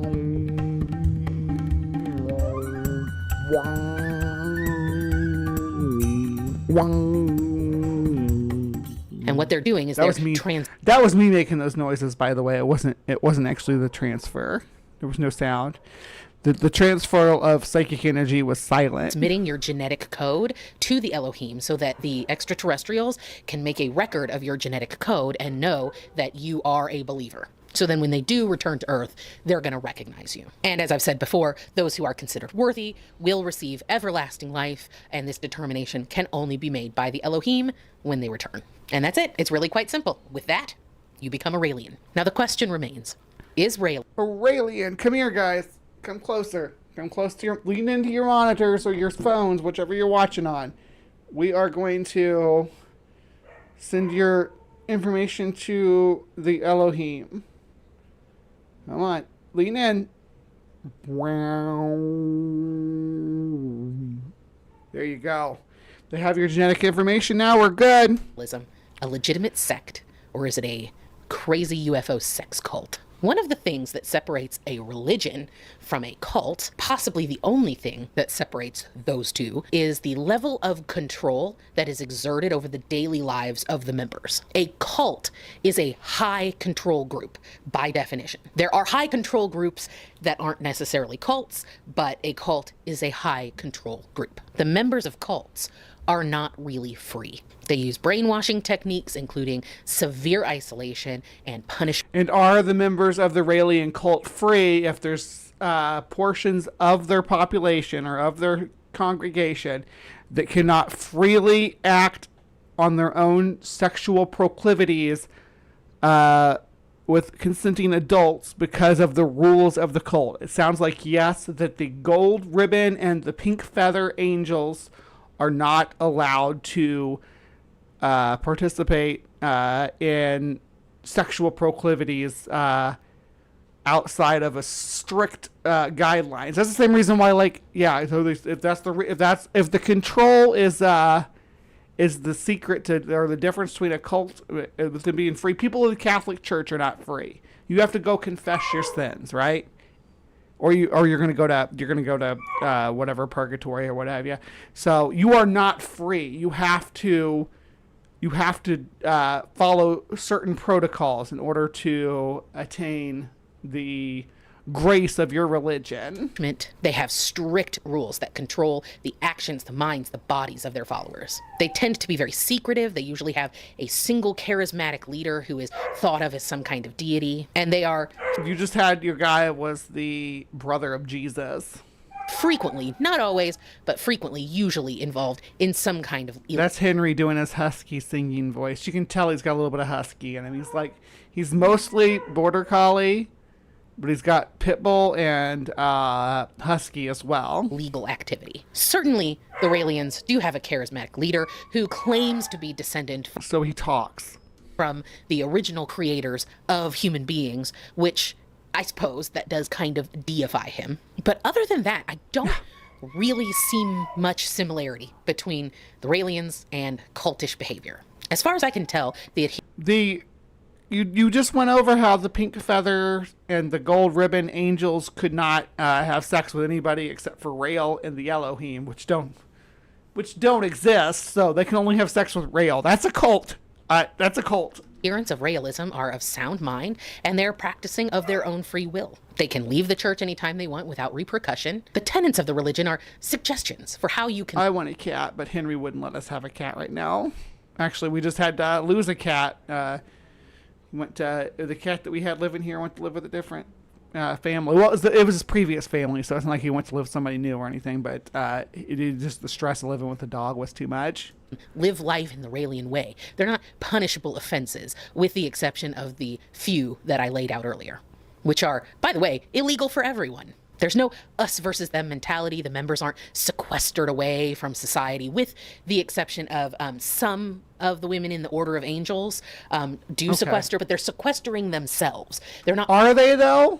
Who picks the Order of Angels? Being forced to sequester. They're voluntarily sequestering themselves from society, just like nuns do. And the Elohim are the aliens, Theo. The Elohim, which includes Yahweh, are the aliens in this scenario. The Raelians are not. The Raelians are humans who worship and follow the aliens. Some people have Elohim DNA in them, though, like Rael. He's actually the son of Yahweh, so that makes him the brother of Jesus. The Raelians don't seem to be hiding anything. Yeah, just like nuns, but I think nuns are evidence that the Catholic Church is a cult, too. I think that's definitively... If anything, they're very open about That's definitively cult behavior when there's the nuns. their beliefs. They certainly don't seem to be exploiting any vulnerable populations. So unless something really terrible comes out about them, I think that we can safely say that the Raelians qualify as a bona fide New Age religion, even though their ideas... Okay, if you ask me if the Raelians were a cult or a New Age religion, I would call them a New Age religion. But let's run a poll. I'm going to run a poll on the Hive.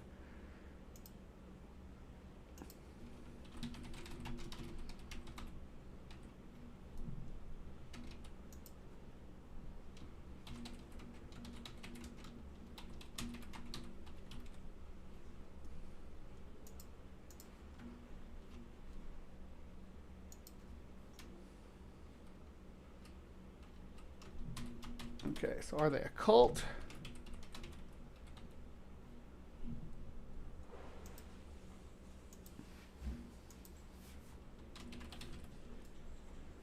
All right.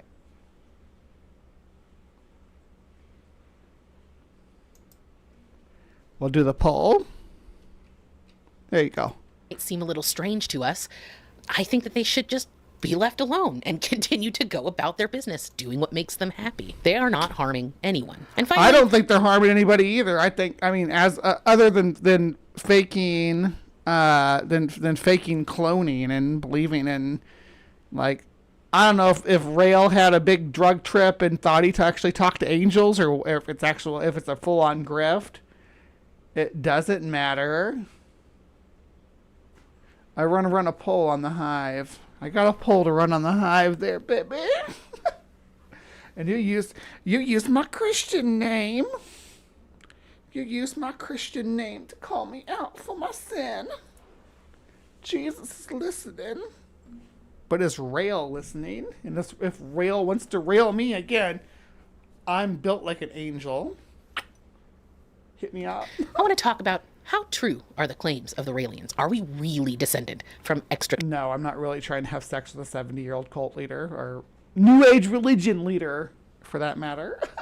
terrestrials? Well, first of all, the Raelians are not the only group of people who think that this is a possibility. Rael may have created a whole religion around the concept, but ancient astronaut theorists have been talking about this for decades. The idea that humans were possibly made by an alien race is not new. Recently, as I mentioned, there's been talk in the upper levels of government about unidentified aerial phenomenon and... But that does not have anything to do with aliens. The unidentified alien they're still terrestrial craft, right? They're still Earth craft. They're not alien technology. I don't know where you're getting that from. Non-human organic material. No one has said that the Earth has non-human organic material. What? Come in contact with an advanced extraterrestrial species, but no one has said we haven't either. And is what they believe really that crazy? Do any of the predominant mainstream religions sound any less... I thought it did fit the bite model. Which one? Which stage or which part of a...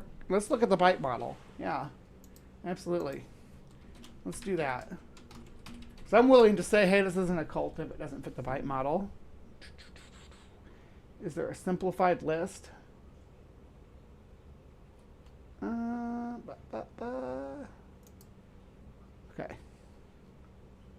Here we go. Let's see. Here's the bite model. And we'll run through this like a checklist, sort of. There's 4 aspects to it, right? There is the behavioral control, information control, thought control, and emotional control. And it gives you questions. Matter of fact, let me drop this in the side chat. Thank you for bringing this up again, Maya. I mentioned this at the beginning briefly, but I didn't.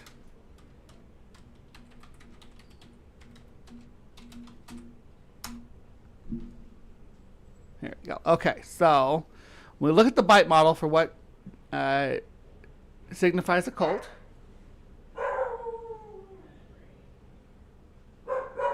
Oh, no, I'm not fighting with you. I don't know. I'm looking into it right now. Okay. Henry wants to sing for us. All right. So regulate individuals' physical reality, dictate where, how, and with whom the members live and associate or isolate. I'm going to close my window real quick. think y'all can hear me a little bit better.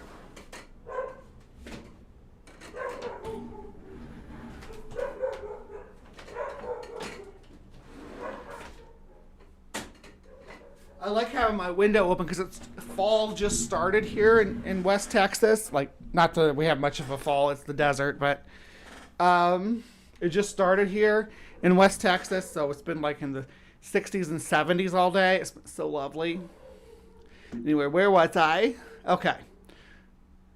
Regulate diet, food, and drink, hunger, and or fasting, manipulate and deprivation of sleep, manipulation and deprivation of sleep, financial exploitation, manipulation or dependence. And they're not doing that. They're not doing that for sure, because we talked about how he said only about 60% of people actually do their regular tithing, their 10%.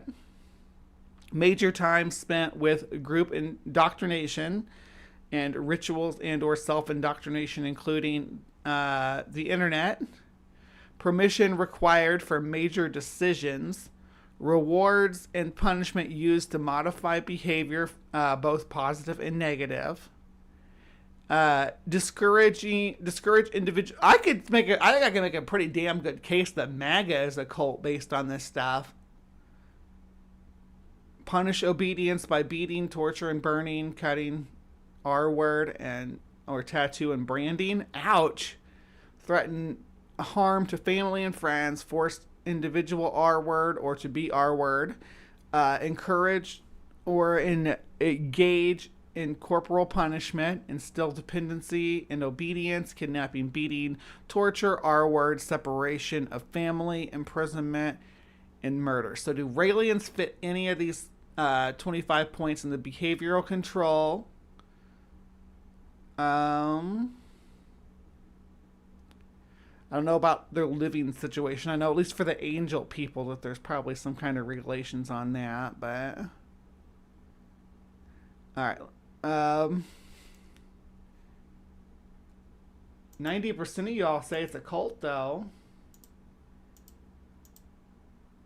No, stop. Yeah, so right now 10% say religion and 90% say cult. Interesting take. Oh,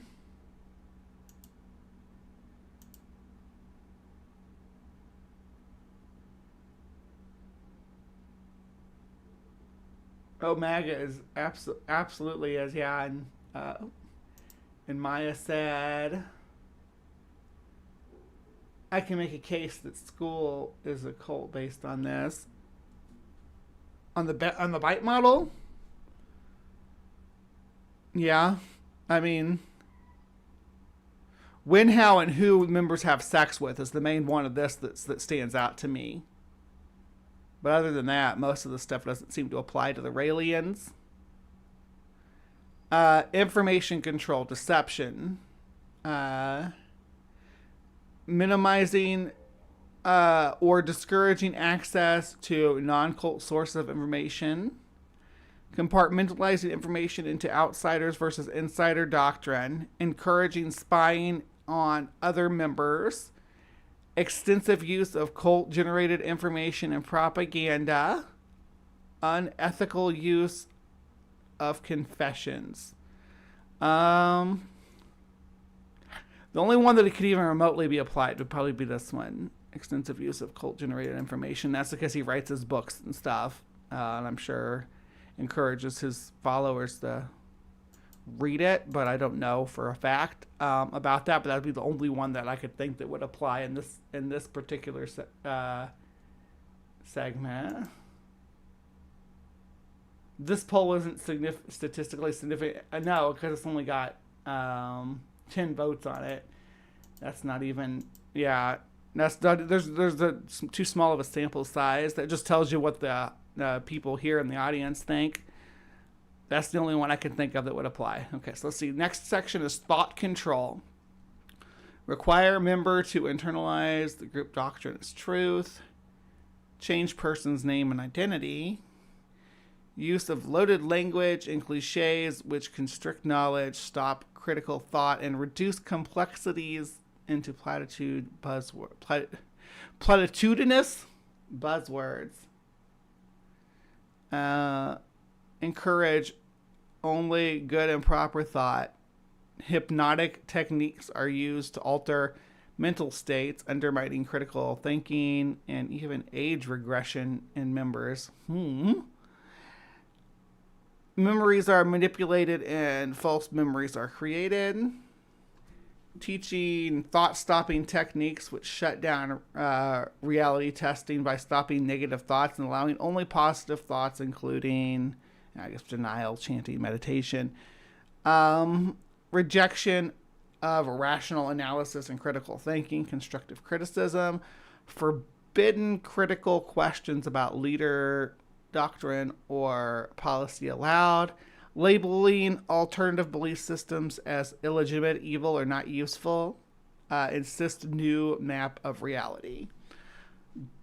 As far as those go, again, the only one that may, well, like the instilled new map of reality, like with their idea about alien Elohim scientists and stuff, but it doesn't say whether that has to be forced or not, because it's not forced, it's just taught.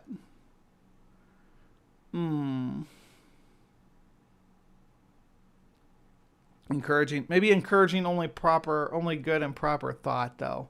I don't know. Emotional control. Now, this is the big one here. Manipulate and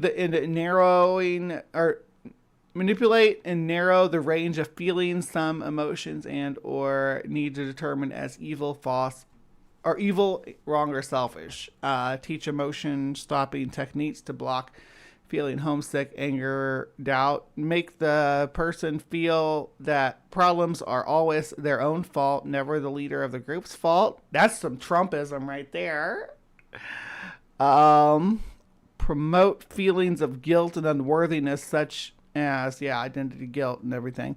Now, that's something that the evangelicals do most excellently. Instill fear such as fear of, and it gives a list of examples, enemies and outside world and stuff. Extreme of emotional highs and lows, love bombing and praise. One moment and then declaring you are a horrible sinner. Ritualistic and sometimes public confession of sins. Oh my gosh, that's horrible. Phobic indoctrination. And that sounds like the opposite of phobic indoctrination. So there's none of these that I feel that the Raëlians fall under. So the emotional control part of it, I don't feel like they hit any of these. I don't feel like this is that this section here is kind of what keeps them from being a cult. Definitely. I mean, to say, that's what keeps them from being a cult. I don't know. I'm not an expert. The guy who wrote that, the guy who made the bite model, says that being trans is a cult according to his bite model. I don't know how he came to that conclusion, but he did. So I mean, take that for what it is. But generally, it's pretty accurate. We don't have a charismatic leader, though. Maybe I can be the charismatic leader for the trans movement. Let's see. Big Zebra says, if you want to look at the scary cult, check out the Solar Temple, mostly operated in French-speaking areas. Yeah, we're doing all blood cults next week, so if you have a blood cult that you'd like, or not next week, next month, so if you have a blood cult that you'd like to see covered on Charlatan's Web, you send them to me, okay? Let's see. It's set up similar to mental health test. So you're looking for the religion to check off the most boxes in the list in order to qualify any group that could check off one. There's got to be something telling you how to qualify a religion as a cult. Yeah. It's nutty to the non-believer. I can tell you as a non-believer myself that they don't. They all sound exactly as crazy as this. But I have to say, this is just my personal opinion, I do think that Raël has made up all of this stuff about having contact with the Elohim. Don't think he met Yahweh. I don't think he traveled to another planet. I don't think he's the half-brother of Jesus Christ. But so what? Newsflash. Every religion is made up. The objective existence of a higher power notwithstanding, Every religion, the dogma, the rules, the rituals, the music, the prayers, what they call members of the clergy, who is and isn't allowed to participate, all of that is just made up by some guy. Look, I don't know if there's a god or gods or aliens or a flying spaghetti monster, okay? But I do know that the point of religion is to help human beings make sense of things that are unknowable in a way that feels good to the individual, to find community and serve a common purpose. As long as all activities are consensual and you're not doing any harm, I say go for it. Every Raelian practices because they want to. There's no punishment for leaving, no requirement to participate in any of their rituals. You just... Sounds like they don't excommunicate you or like try to dox you or blackmail you or anything like that.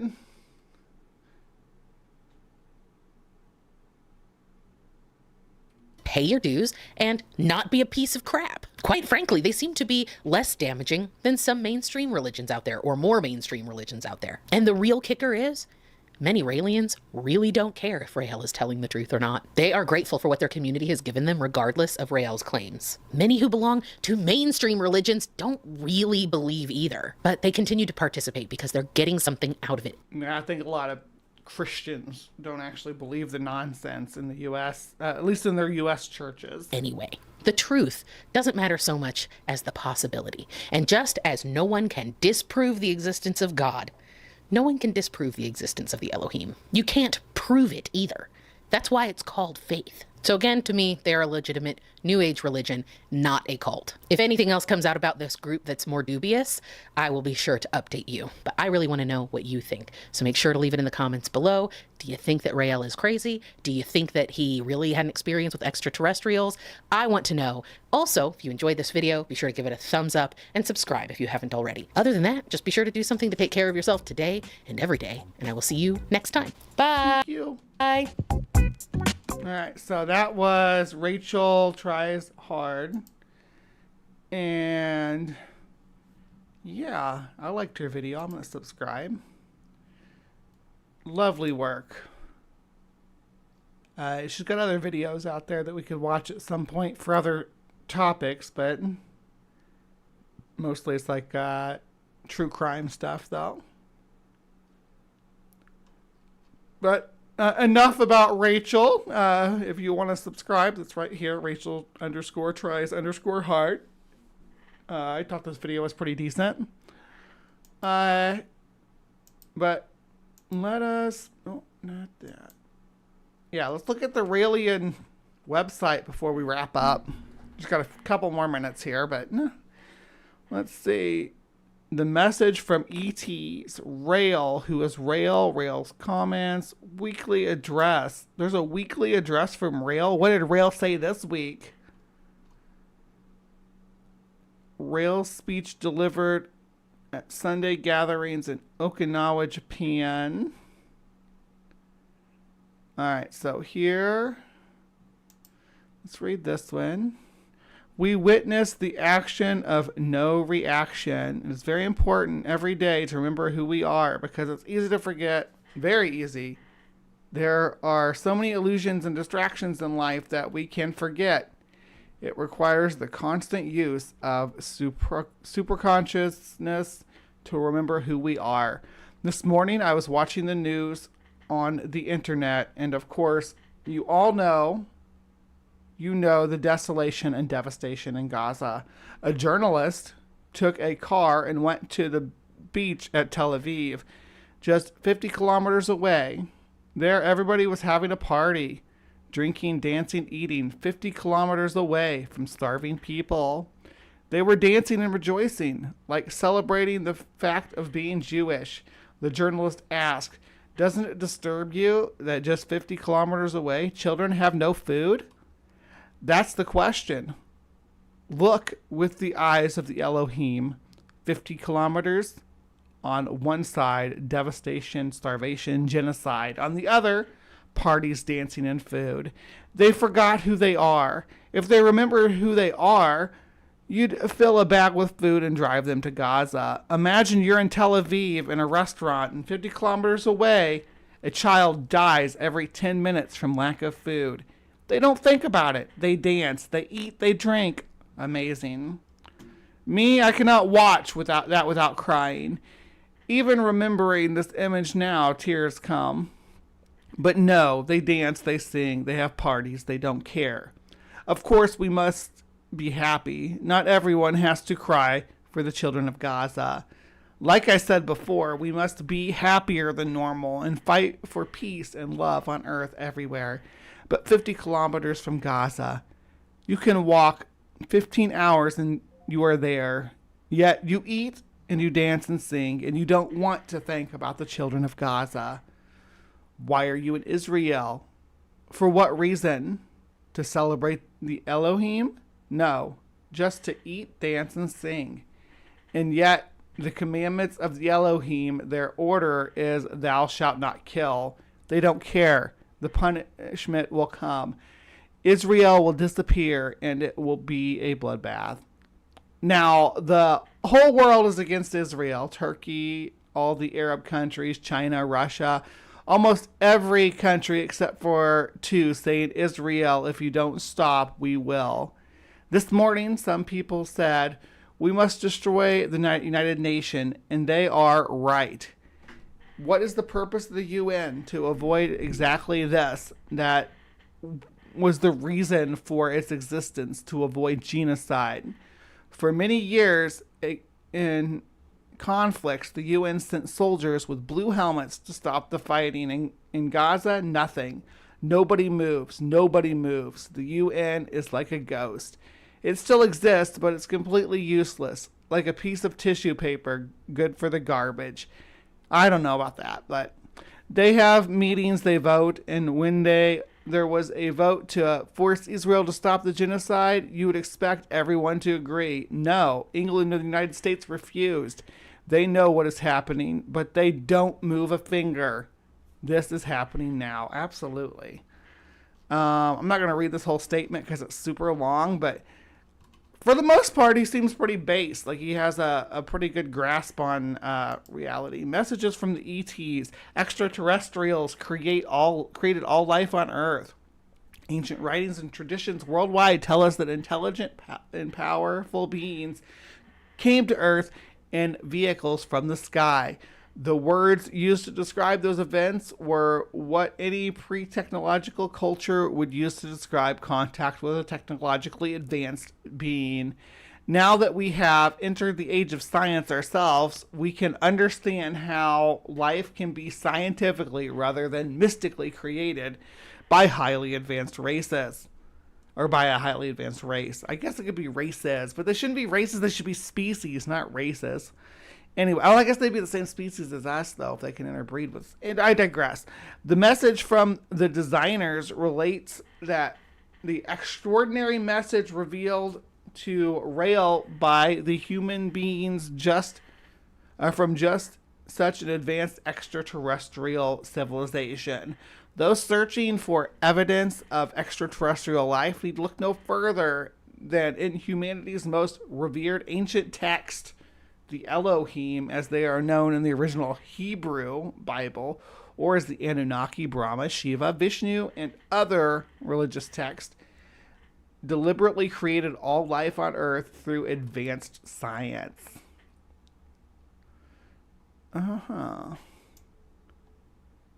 Thousands of years ago, scientists from another planet came to Earth, created all forms of life. Okay. The Elohim used DNA and advanced genetic engineering to create all forms of life, starting from simple organisms, and as their science progressed, they created more complex organisms such as plants, animals, and eventually human beings in their own image. Through the ages, the Elohim maintained contact with many prophets, including Moses, Buddha, Jesus. It'd be funny if it was Judas, Jesus, and Mohammed, to name a few. They were all chosen by the Elohim to guide humans through the ages with messages of love, harmony, and peace. 1945. Oh, goodness. In 1945, the atomic bomb was dropped on Hiroshima. Our humanity entered a new era, the predicted age of apocalypse. Mankind had now reached the crucial stage in which it would either use science to enter the golden age or destroy itself. It was at this time that the Elohim decided it was time to send their last prophet, who would reveal our true origins and demystify what prophets of old could not, which is Rael, of course. Since the discovery of DNA in 1953, we have witnessed extraordinary breakthroughs in the field of biological science, and now understand that every living cell in our body is extremely complex. And when one truly understands this level of sophistication and precision, it's hard to dismiss the idea that there was an intelligent designer at work, except for we see evolution happening in the genomes of every organism. Yeah. All right. Well, there we have it. So, intelligent design for atheists. If you're an atheist and you want to be intelligent design proponent for some reason, this is probably the safest path to go without getting yourself pulled into a cult or like a blood religion. Yeah. I think this is the embassy they're trying to build with all the domes and stuff. Looks like a biodome. I guess you have to fill it with whatever the aliens' atmosphere is. You'd think their atmosphere would be oxygen, though, because ours is. And we're the same people as them. The same species. Extraterrestrials require special diplomatic status. The embassy would become the third temple as predicted in the ancient scripture. So this is the third temple of Judea as well. Let's watch this.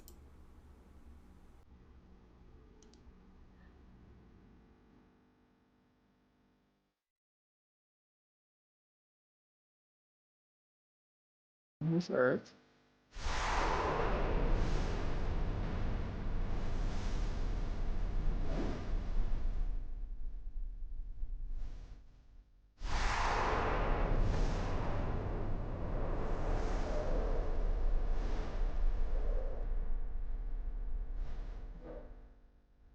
I'm going to drop down in the Sunda Islands.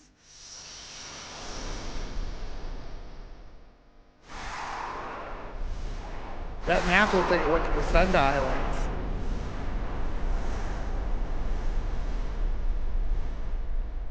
Oh, hold on. Wait a second. Is that the symbol on the gate? Yeah, there's the symbol she was talking about earlier on the gate, if you look. You can kind of see it. The German symbol in the middle of that Star David. Are we going to go into the embassy? Hundreds of thousands of people around the world believe, as all Raëlians do, that we were created by advanced scientists from another planet who made us in their image. Those extraterrestrial creators mentioned in the Bible as the Elohim have continued throughout history to monitor our progress and have also sent us messengers, including Jesus, the Buddha, Mohammed, and a few dozen others throughout the centuries. Each messenger brought humanity a message appropriate for the level of human understanding prevailing at the time. Our current level of knowledge prompted our Oh, that symbol was us on the bottom of the website. I didn't even look. I didn't even pay attention, I guess. Maybe I saw the swirly thing because my brain had been primed too. Terrestrial creators to send one last messenger, Rael. His mission is to tell human beings the truth about our origins and to communicate our Creator's desire to meet with us, accompanied by all the ancient prophets they will bring with them, as announced in various religions and traditional scriptures. They gonna bring Jesus back? All we have to do is build this embassy and they'll bring Jesus back? Is that what you're trying to tell me? Found on all continents. But before the Elohim officially visit us, we must build an embassy. There's a restaurant. It's important that the Elohim have a restaurant. But before the Elohim officially visit, inside their, it's got a screen of vegetation, a restaurant, you know, because Yahweh's going to be hungry. He's going to want a chicken sandwich or something after that long flight. We get some living quarters, conference hall. We must build an embassy in a world of peace, which will become the third temple predicted in ancient writings. They look like us because they created us in their image, like the Bible explained. And these people came on the earth a very long time ago. They built big laboratories, and in these laboratories, thanks to DNA and genetic combination, they created all life on earth. It means trees, animals, and man in their image. The original Bible, you can find one very easily. It's not written the first day God did that, but the first day Elohim did that. The second day Elohim. You hear that argument a lot about the Elohim being plural, so it's saying that the gods created Earth, not just Yahweh. Did that. And in Hebrew, Elohim. But some Hebrew religions use Elohim instead of Eloha or some sects or whatever to denote singular Elohim. Means those who came from the sky. They asked me if possible to build this embassy near Jerusalem, because it's for them a very important place. They had the first laboratory was made. The Garden of Eden is in the Bible, was near Jerusalem. It was in Kansas. It was in Kansas. Remember, we looked at this. The real Garden of Eden was in Kansas. To us, we have the choice. They are not invaders. They respect us, so they will come only if we want to welcome them. And the people who are ready will help you. We don't need to convince all the mankind. We cannot convince all the mankind. And you cannot convince. Jesus couldn't, Moses couldn't, Muhammad couldn't. So you have just to find the right people. What about Joan of Arc? They are at the right place to bring them together, and they will help you. We already are 20,000, and we will build this embassy. Such is the mission of Raël and those who have decided to help him, the members of the International Raëlian Movement. Your country could be the host of this embassy and benefit from the tens of billions of dollars that it will bring in additional revenue. The host country will also forever have the prestige of being the one who dared welcome those who created us, and in doing so, will offer a very great service to humanity. So is this before Switzerland was settled on? Or? The host country will need to grant the Raëlian movement a very small amount of land, approximately 4 square kilometers, for the purpose of building a peace-loving embassy where the residents and visitors will have privacy and diplomatic neutrality. The country granting the necessary extraterritoriality and authorization for the embassy to be built within its territory will not only benefit financially, but enjoy the protection of the Elohim. I give the Elohim my permission to set up shop right here in my bedroom. I want their protection. Become the spiritual and scientific center of the planet for millennia to come, and happiness will prevail within its borders. This can be your country. To know more about the Elohim Embassy project, please contact us at ElohimEmbassy.org. ElohimEmbassy.org. This is Rail's page, our YouTube channel. Is that the same video? Is it possible that highly scientifically advanced extraterrestrials traveled the stars seeking to create life? Did this advanced extraterrestrial civilization create all life on Earth? Did all great religions come from a prophet who is in direct contact with this advanced extraterrestrial civilization? For thousands of years, millions of people have reported strange flying objects in the sky. So that's why you're like, oh, it's a UFO cult. Okay, but yeah. In 2019, the U.S. military officially released documents acknowledging the existence of UFOs. But not in the way that you're implying. Why are credible UFO sightings increasing worldwide? Because the drone technology is becoming more and more advanced. And why are they visiting us? because we built them. They aren't visiting us. They're terrestrial vehicles and drones. The phenomenon of crop circles continues to baffle the experts. No, it doesn't. We know how crop circles were made. They are appearing all over the earth with extraordinary precision, artistic shapes, and designs. Oh man, we need to add crop circles to the Nazca freaking. lines. We need to add crop circles to the poles for Weekend Weird. These are not crop circles, though. What we're looking at here, this is earthwork by indigenous people. Are a series of enormous geoglyphs etched into a 200 square mile area of the desert in Peru. It's the Atacama Desert. There's a spider. They appeared about 2,000 years ago and can only be fully appreciated when viewed from the air. Who are responsible for these crop circles and Those are not crop circles. the Nazca lines? Our science is progressing at amazing speeds.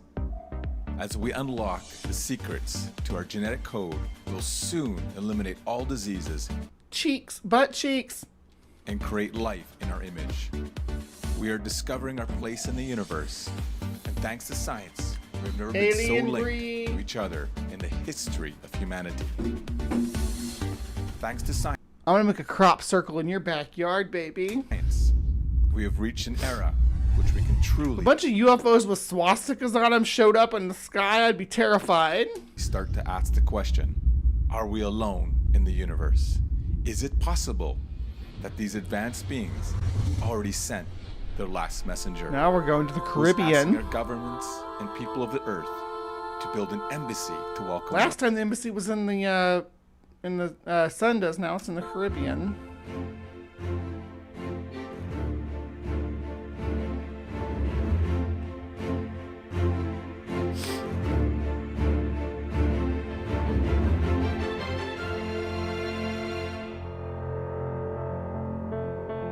The restaurant. Ooh.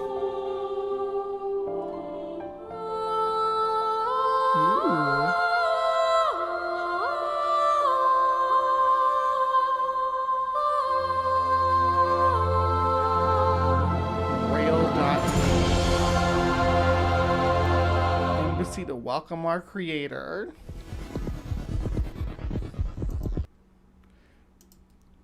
How often did they, 2 months ago they put out a video.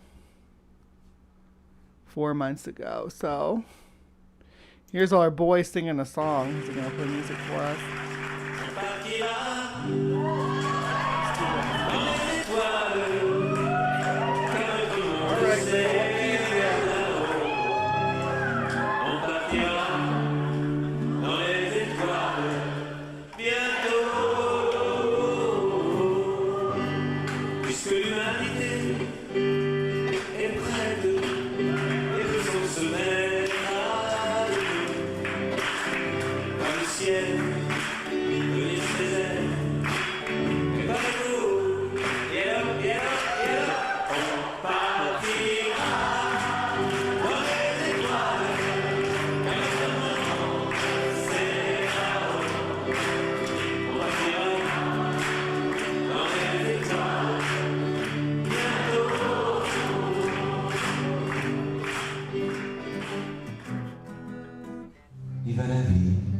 I was just now catching the key. Viva la vie, c'est pour Viva la vida. Viva l'amour, viva la vie, c'est pour toujours. Il y a des vies au coin de tes yeux, tu as peur de vieillir, mais tu as toujours 15 ans, quand tu vis comme un enfant. Je m'appelle Raël, je suis venu vous apporter un message d'amour qui vous dit de mieux vous aimer, un message de nos pères qui jadis nous ont créés, un message d'espoir qui révèle la vérité. C'est une secte! C'est une secte! C'est dangereux comme les insectes. Il faut les interdire, les diffamer, les insulter et surtout les empêcher de diffuser la vérité. C'est une secte. Nous sommes une secte. C'est une secte. C'est une secte. Ils sont dans dangereux comme des insectes. D'un jour. Ah, there we go. Now you're speaking my language. C'est une Et je me demande de quelle couleur le drapeau du monde sera-t-il un jour. Et les premiers hommes, Abel et Caïn, se sont fait la guerre, mais notre destin voulut que ces hommes se donnent la main pour former ensemble. Alright, that's probably about as much real as I can handle for tonight. I hope you guys had fun. Did y'all have fun? I don't like doing this show solo, but sometimes I'm gonna have to. Sometimes we're gonna have to just look at my ugly face instead of having a sexy guest on to show off their sexiness. But that's okay. That's alright. I'm just happy that you all come to spend time with me regardless. Alright, so please remember to be kind. Take care. And we will see you next time.